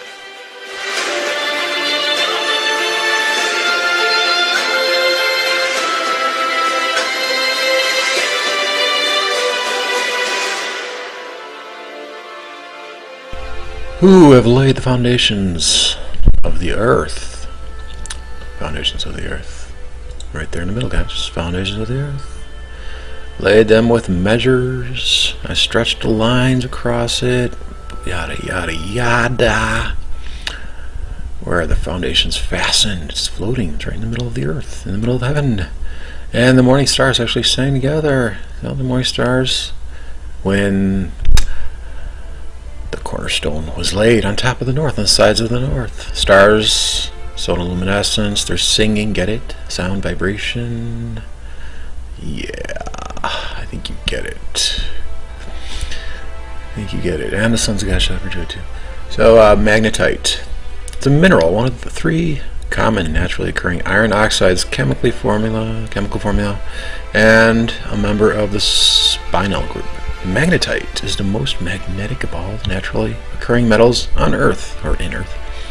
Its crystal habit is octahedral. Octahedral. The most magnetic element in the Earth is octahedral. Go figure. In crystal field theory, octahedral complexes are by far the most common and the easiest to visualize. According to CFT, an octahedral metal complex forms because of the electrostatic interaction of a positively charged metal ion with 6 negatively charged ligands, or arms here, with the negative ends of dipoles associated with the 6 ligands. So in the middle, you have the positive. Middle of the earth, middle of the heaven, tree of life, whatever we're going to call it. It's emanating this push, positive push. Remember the ether push. You're being pushed to the earth. Everything is being pushed from the center.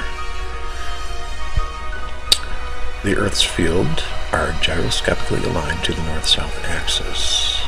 Interesting. Remember how I told you about how when I did my auroras video, had the polar openings, so the magnetic north and south pole actually fluctuate a little bit due to the outer rind actually kind of bending. The actual heaven, the central octahedral heaven, does not move. It's stationary. It says the foundations of the earth shall not be moved in Scripture. And then of course you got the 4 equatorial equilibrium points, A, B, C, and D, right there in the ocean, that they balance the geostationary and geosynchronous satellites.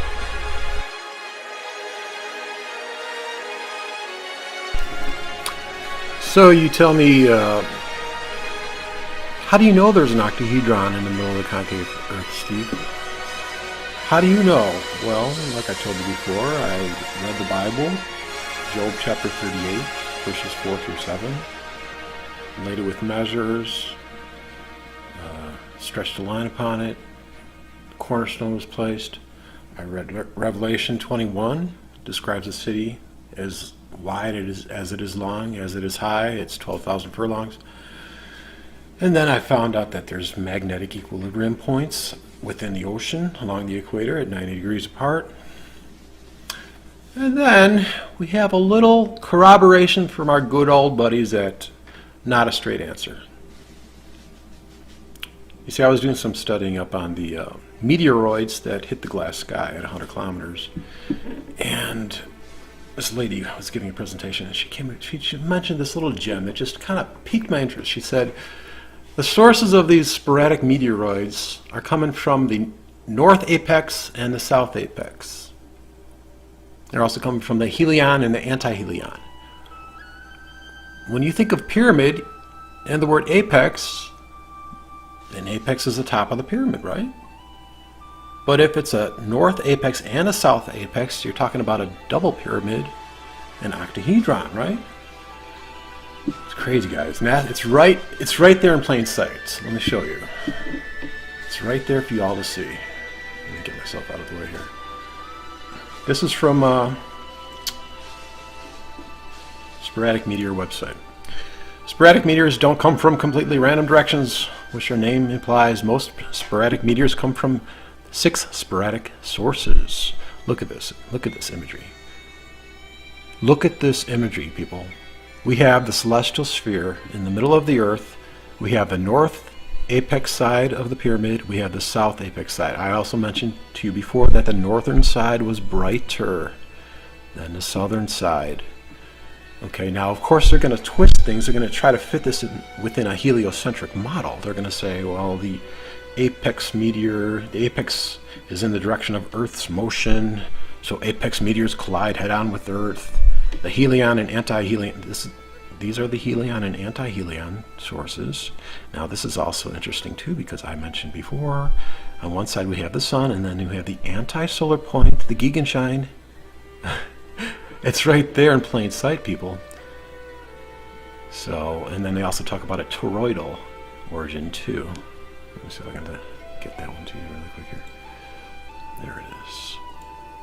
Toroidal origin of meteors. Look at this, guys. So we have the helion and the anti-helion coming from the sun, and then we also have the Gegenschein, where the sunlight converges on the opposite side, just like I told you before in the concave Earth. Then we have the north and south apex. We have a octahedron in the middle of the concave Earth, in the middle of heaven, behind the celestial sphere.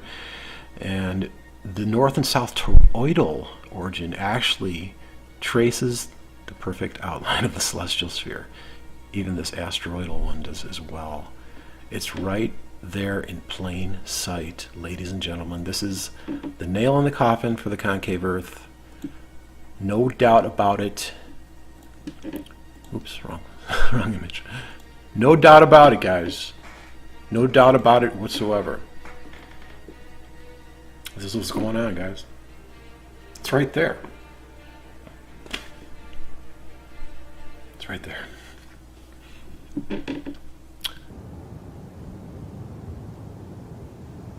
Why do you ask questions?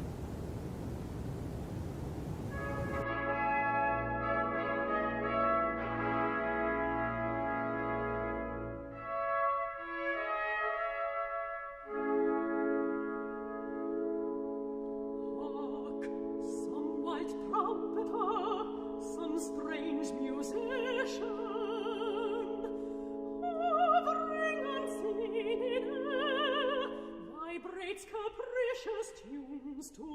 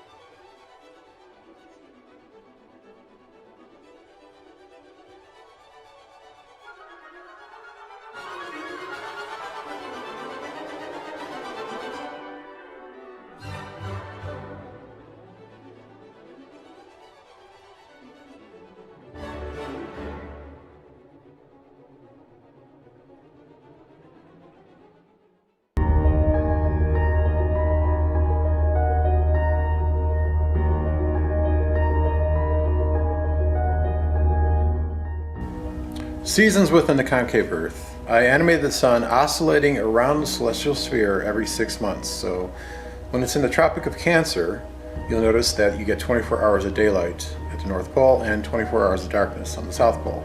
And conversely, when the sun is in the south, you'll see that you will get 24 hours of daylight on the South Pole and 24 hours of darkness on the North Pole. Originally, when I animated the sun, I did it linearly. There was no acceleration or deceleration, so I couldn't get the equinoxes to line up on March 21st or September 21st. However, when I added acceleration and deceleration, so it's decelerating at the extremes like that, the equinoxes lined up perfectly. And so in nature, you can conclude too that if something is orbiting around something magnetically and it's oscillating north and south like that, there's going to be acceleration and deceleration. In a heliocentric model, you have to conclude that the Earth is orbiting around the sun in an elliptical path. This is very unnatural. You also have to conclude that it's tilting. You have problems with that too as well.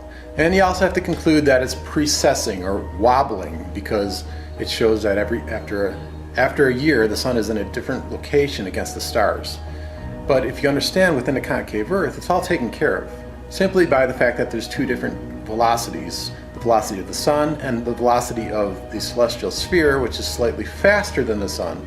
A sidereal year or a sidereal day is 4 minutes faster than the sun. So after a full year's time, the sun is simply just going to be 1/70th of a degree in a different location than the year before. The planets are all magnetically affected by the sun. So when the sun is inclined like that, the ecliptic of the planets, that magnetic ecliptic imaginary path, is going to be influenced by it as well. There's a real retrograde motion to the planets. It's not just an apparent retrograde motion caused by a supposed spinning Earth. It's simply the fact that when the planets go behind the celestial sphere opposite the sun, they're going to get confused magnetically. So they're going to go the other way for a little bit until they catch up with the sun's influence again, and then go the same way that they were going before. Mercury and Venus, they're going to be orbiting the sun. So when they go behind the sun, they're going to get confused as well. So that's how retrograde happens within the concave Earth.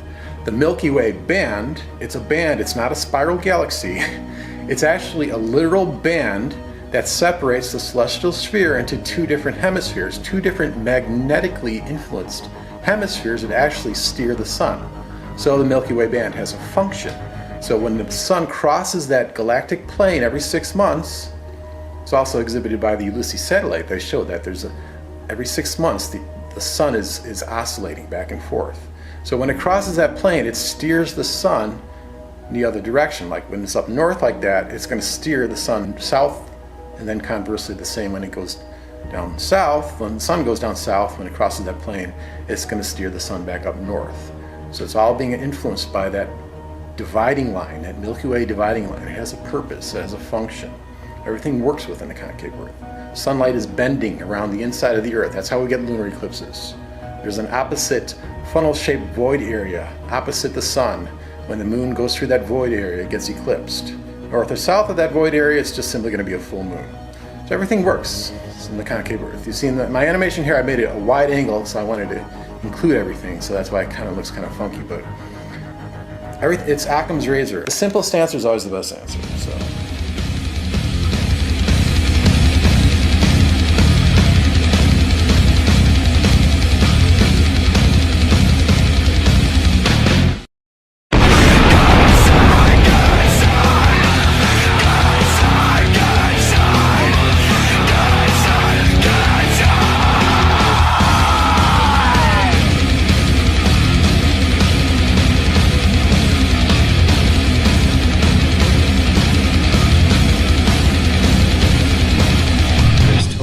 Sky, folks. Totally a glass sky.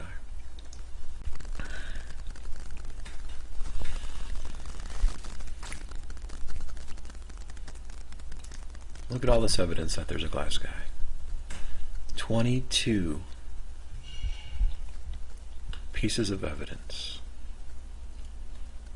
Number 1, rainbows, halos, glories, circumzenith arcs, sundogs, and other atmospheric optics, which are created by sunlight passing through glass and being projected onto water vapor. Oh, Romans 8:36. Thanks, Fist.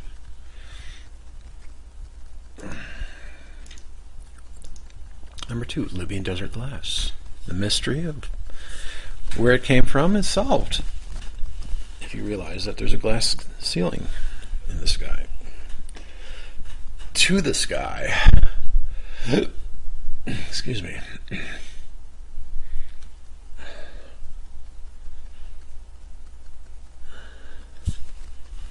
That's because there's Crook's star space. I'll get to that later.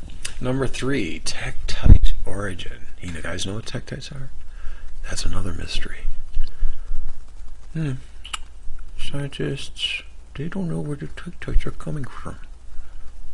They don't know if it's coming from the ground because there's no impact craters where they find them, or if it's coming from space. They don't know. Number 4, megakryometeor origin. Large chunks of ice that fall down from the sky randomly, infrequently, but more frequently lately. Now we know where they're coming from. There's actually a whole ice sheet connected to the glass sky. For you were as sheep gone astray, but now returned unto the shepherd and bishop of your souls. Amen. Number 5, birefringence. Birefringence is created through different glasses, different types of material like calcite, where it actually projects a double image, a double refracting image. So sometimes you'll see double suns in the sky. Sometimes you'll see a quadruple rainbow where it's like an offset, like there's another rainbow that's displaced a little bit from the original rainbow. Or you'll see a comet's tail splitting like that. That's all because you're viewing these phenomena through a birefringent glass sky that at certain rotation angles of the sun, because it's polarized in a certain direction, sometimes casts a double image. It's a very weak birefringence. They found it in the Libyan desert glass. They found weak birefringence. But at certain times, at certain angles, it will appear. As a shepherd seeketh out his flock in the day that he is among his sheep that are scattered, so will I seek out my sheep, and they will deliver them out of all places where they have been scattered in the cloudy and dark day. Cloudy and dark day. It's coming up, guys. 6, ozone. Ozone. Did you realize that ozone is actually generated with the help of the glass sky? And that fresh scent that you smell after thunderstorms? That's the same fresh scent that's replicated in air ionizers with glass plates. The glass actually helps manufacture that fresh scent. Fusion crust. Meteorites are covered with fusion crust. Fusion crust is burnt glass. That means that meteors are melting through the glass and getting covered by burnt glass, by fusion crust. Colorizing of clouds. Sometimes you'll see clouds that have like a rainbow pattern to them, or reddening of the clouds at the horizon. That's all due to the glass, which casts different colors through different regions of the sky. That's what glass does, folks. Glass disperses the white light. Yeah, the fresh scent after the long cut. That's a good smell. Fist. Greenhouse effect, number 9. Obviously, a greenhouse has a glass ceiling. Same thing with our sky. It has a glass ceiling. It traps air, hot air, infrared heat. Number 10, the Kármán line. That is the line at 100 kilometers is said to be the division line between the atmosphere and space. Interesting. It's the same height as the glass sky. Number 11, ultraviolet radiation block, UV block. Did you know our atmosphere blocks out a lot of ultraviolet light? And did you also know that glass blocks out ultraviolet light. Did you know that? Number 12, lightning. If you ever watched an Eric Dollard seminar, you'll realize that lightning is created by dielectric forces moving laterally near glass. Lightning doesn't form from the top down or the bottom up. It actually forms from the sides. The dielectric forces in direct perpendicular positioning of the electromagnetic forces. Number 13, elves and upper atmospheric lightning. Sprites are called upper atmospheric lightning, and so are elves. Elves are the top of the sprites, and they taper off. They stop. They create this plume at 100 kilometers. That's the height of the glass sky. Number 14, shortwave radio, ham radio. It scatters at 100 kilometers. They compare the ionosphere to a sheet of glass. Well, there's no need really to compare it to a sheet of glass because it actually is a sheet of glass. That accentuates the radio waves and passes them along to the other side of the inside of the Earth. Oh, it's a tab happy guest.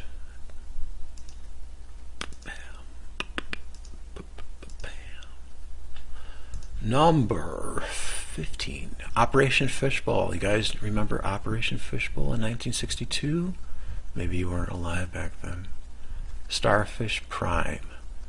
Well, I don't believe they have nuclear weapons, but they said they launched a high-altitude nuclear weapon that exploded at 400 kilometers, and there was an auroral display visible from Hawaii and many other places. See, auroras are created because there's glass. So they burst a hole in the glass sky back then. Operation Fishbowl, does that sound a little bit fishy to you? Well, it should. Number 16, superior mirages, fata morganas. You know that sometimes at the horizon you'll see this horizontal crease at the edge, and it looks like the sun is going down and going up. It has like a double image to it. Well, that's because the glass actually, due to refraction, creates a horizontal crease, and sometimes it's visible at higher latitudes.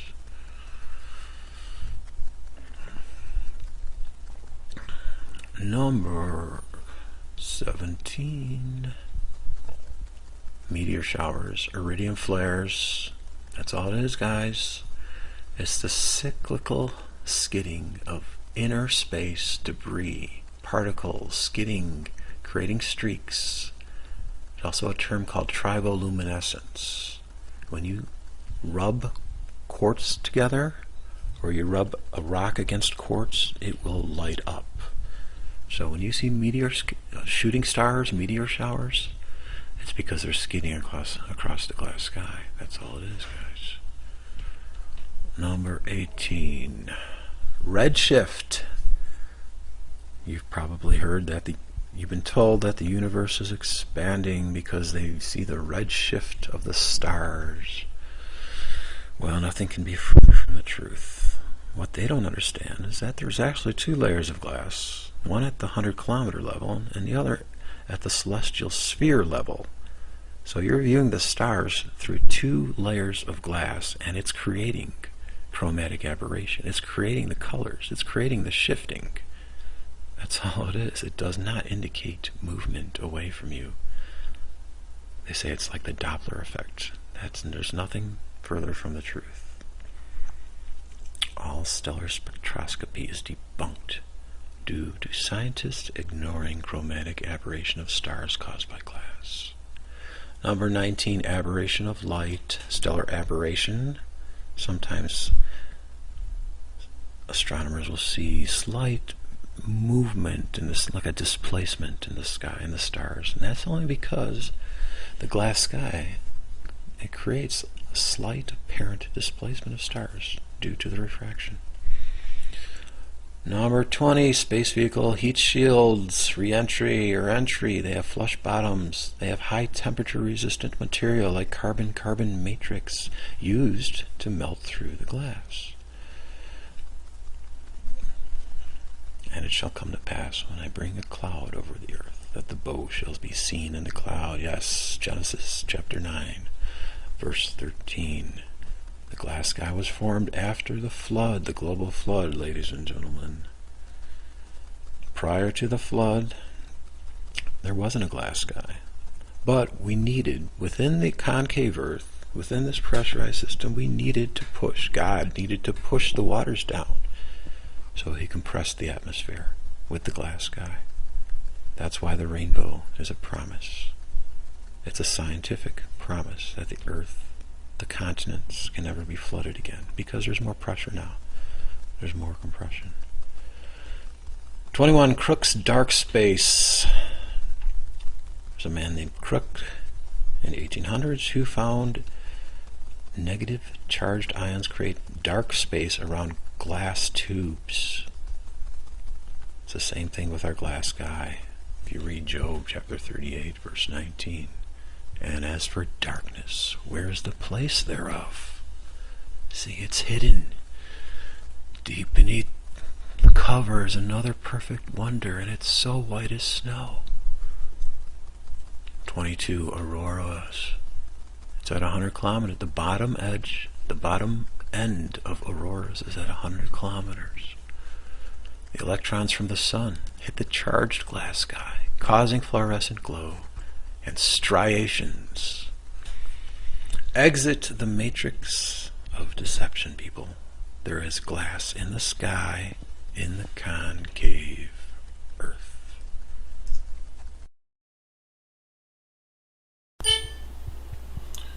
So, the most asked question by children would be, why is the sky blue? And it's a very good question, and it's a question in which adults give the wrong answer to the children. It's really sad too. Now, I admit that I had to think about that a little bit too. There's three factors that really made me consider why the sky was blue. One is because I thought that the glass sky is yellow in nature. If we look at pieces of Libyan desert glass, we see them as yellow, and I thought there was some kind of color inversion going on there. Maybe it has to do, originally I was thinking it must be like phosphorus or something in the atmosphere that it switched to color. I'm not a scientist, so I'm just kind of think, why would that change? Why would there be, there might be some kind of inversion, and or maybe it's some kind of polarizing effect, because we know that the sky is polarized and the glass does polarize the sky. However, there's some other options too. Obviously, the main reason people tell you, the main explanation is Rayleigh scattering, which they say the blue light is a shorter wavelength than the red light, and the blue gets scattered more than the red.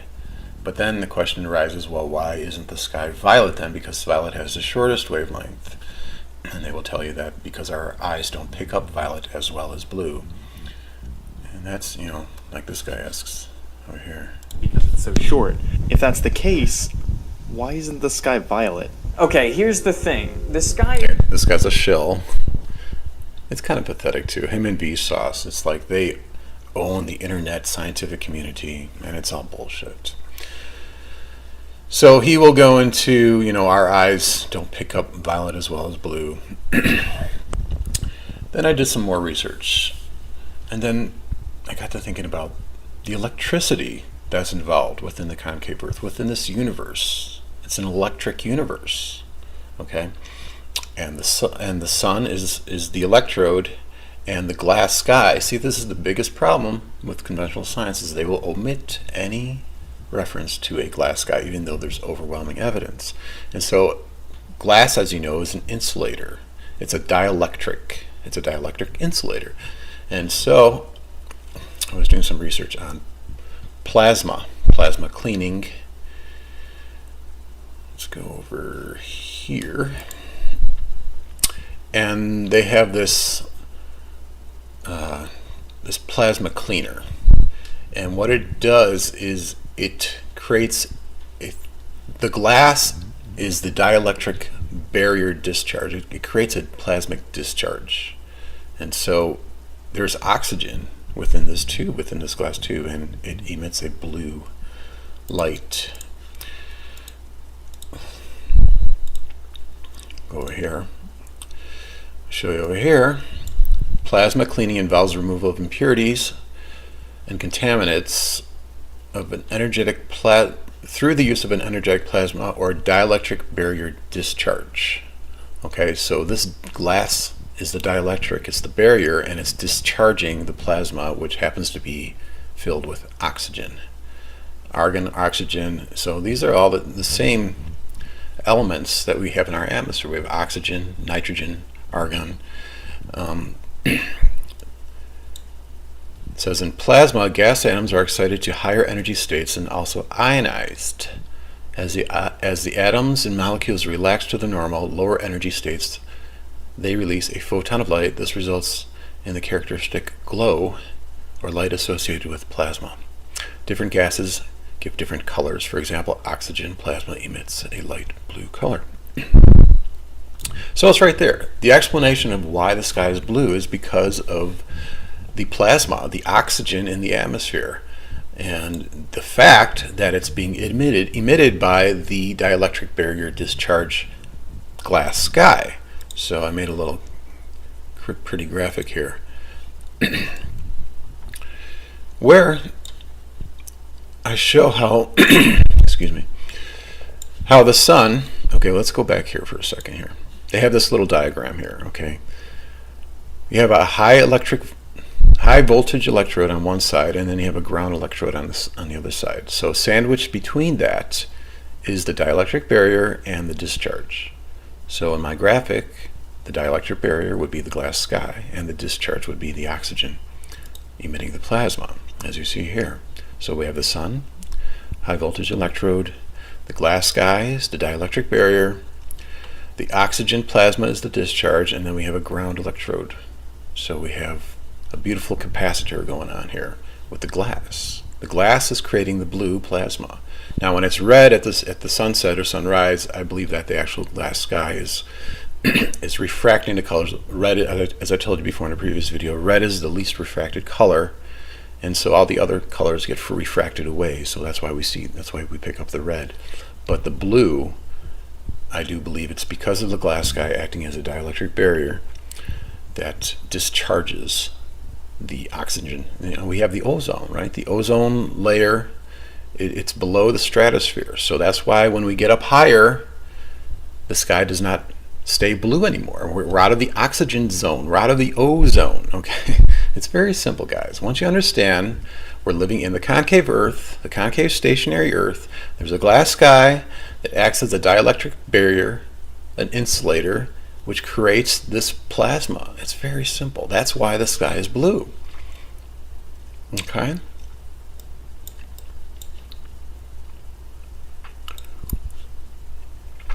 See, what I did is, this is a piece of Libyan desert glass, and I was thinking, well, okay, if I hide that layer,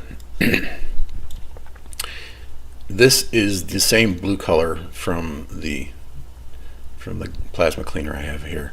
And so if I overlaid that Libyan desert glass color with an additive light, so let's just go overlay, it really does not affect the blue that much. So that's why I negated the yellow glass, acting as some kind of color inversion to create the blue sky.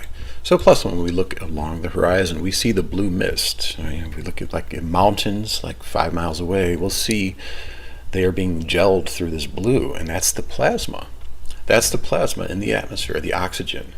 And that's due to the fact that we are underneath a glass sky that acts as a dielectric barrier, which discharges the plasma.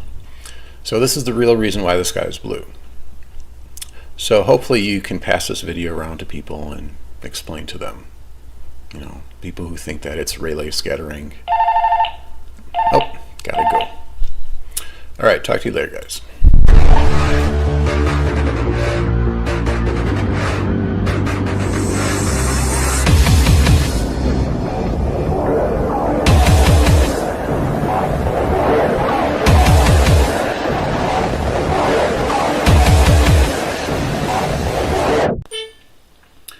Hi guys, a couple years ago actually, let's see here, this was in November 20th, 2012, I uploaded a video where I was drawing out the schematics for the inversion of the glass sky. I call it the false vault of the sky explained. And I was saying what is happening is though, it's not a dome, okay?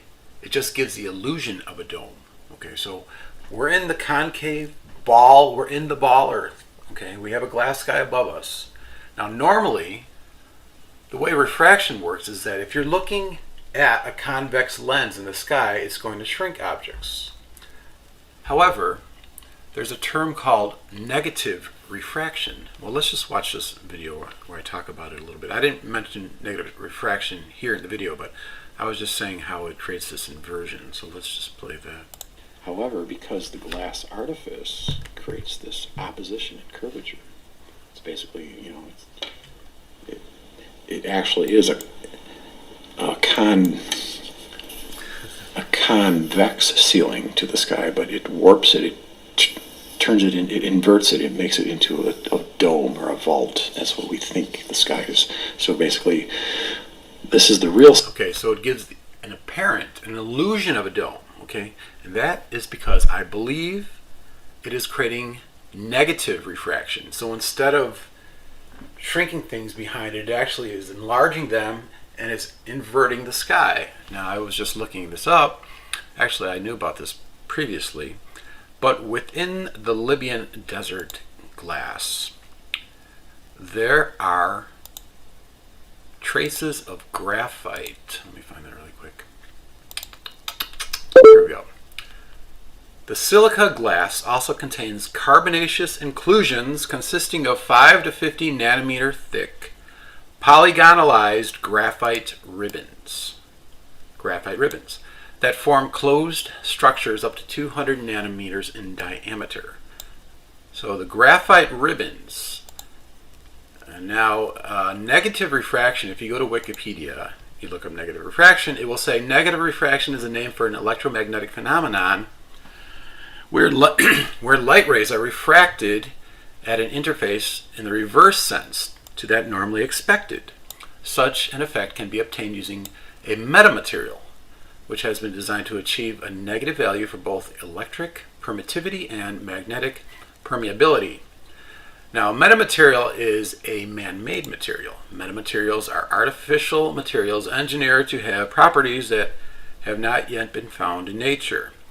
However, graphite, this study right here says graphite, which is not a man-made material, it's actually a natural material, has been found to produce negative refraction under certain ultraviolet conditions. I'll find that for you right here. Negative refraction at deep ultraviolet frequency is monocrystalline graphite. Monocrystalline graphite. Using ellipsometry measurement of the equifrequency contour in the deep ultraviolet frequency region, typically 254 nanometers, obvious negative refraction was demonstrated in monocrystalline graphite for incident angles ranging from 20 to 70 degrees. This negative refraction is attributed to extremely strong anisotropy in the crystal structure of graphite, which gives the crystal indefinite permeability. So, you'll have this little graphic here where I show that I explain what I just read to you, okay? There are little ribbons, microscopic graphite ribbons within the glass that are creating a negative refraction in the sky. So it's actually inverting the sky to give you the illusion that the sky is a dome. So I can just go into Illustrator here. I'll show you really quick. I just made this graphic really quick. Here is the concave Earth, and you're standing on the inside surface. Okay, this thick black line is the surface of the Earth. And if I zoom in real close here, you know, I got an observer here, and this yellow line is the glass sky. Now, let me get the right layer here for you. Okay. Now normally, okay, these purple arrows normally That's a normal refraction. It would shrink objects from Earth's perspective. So if you're down here, if you're looking up into the sky, it's shrinking the heavenly objects, and it's giving the normal indications of normal refraction. However, because of the graphite ribbons within the glass sky, it is actually inverting the sky, so it's diverging outward toward you. And that's also why I believe we get the sun and moon illusion at the horizon. With this negative refraction, it simply just turns the convex dome inside out, and you get actually a greater refraction at the extremities here. Okay? The greater the incident angle, the greater the squishing and the greater refraction like that. And so this little blue area would be the apparent dome illusion. The dome illusion that you think is the sky. Negative refraction in glass creates the sky dome illusion. Okay, so light is bending within the Earth. If you're new to this phi ratio trajectory of vision is showing how light actually bends. It gives the illusion that you're living on a ball. And with this negative refraction of the glass sky, it inverts the heavens. Okay?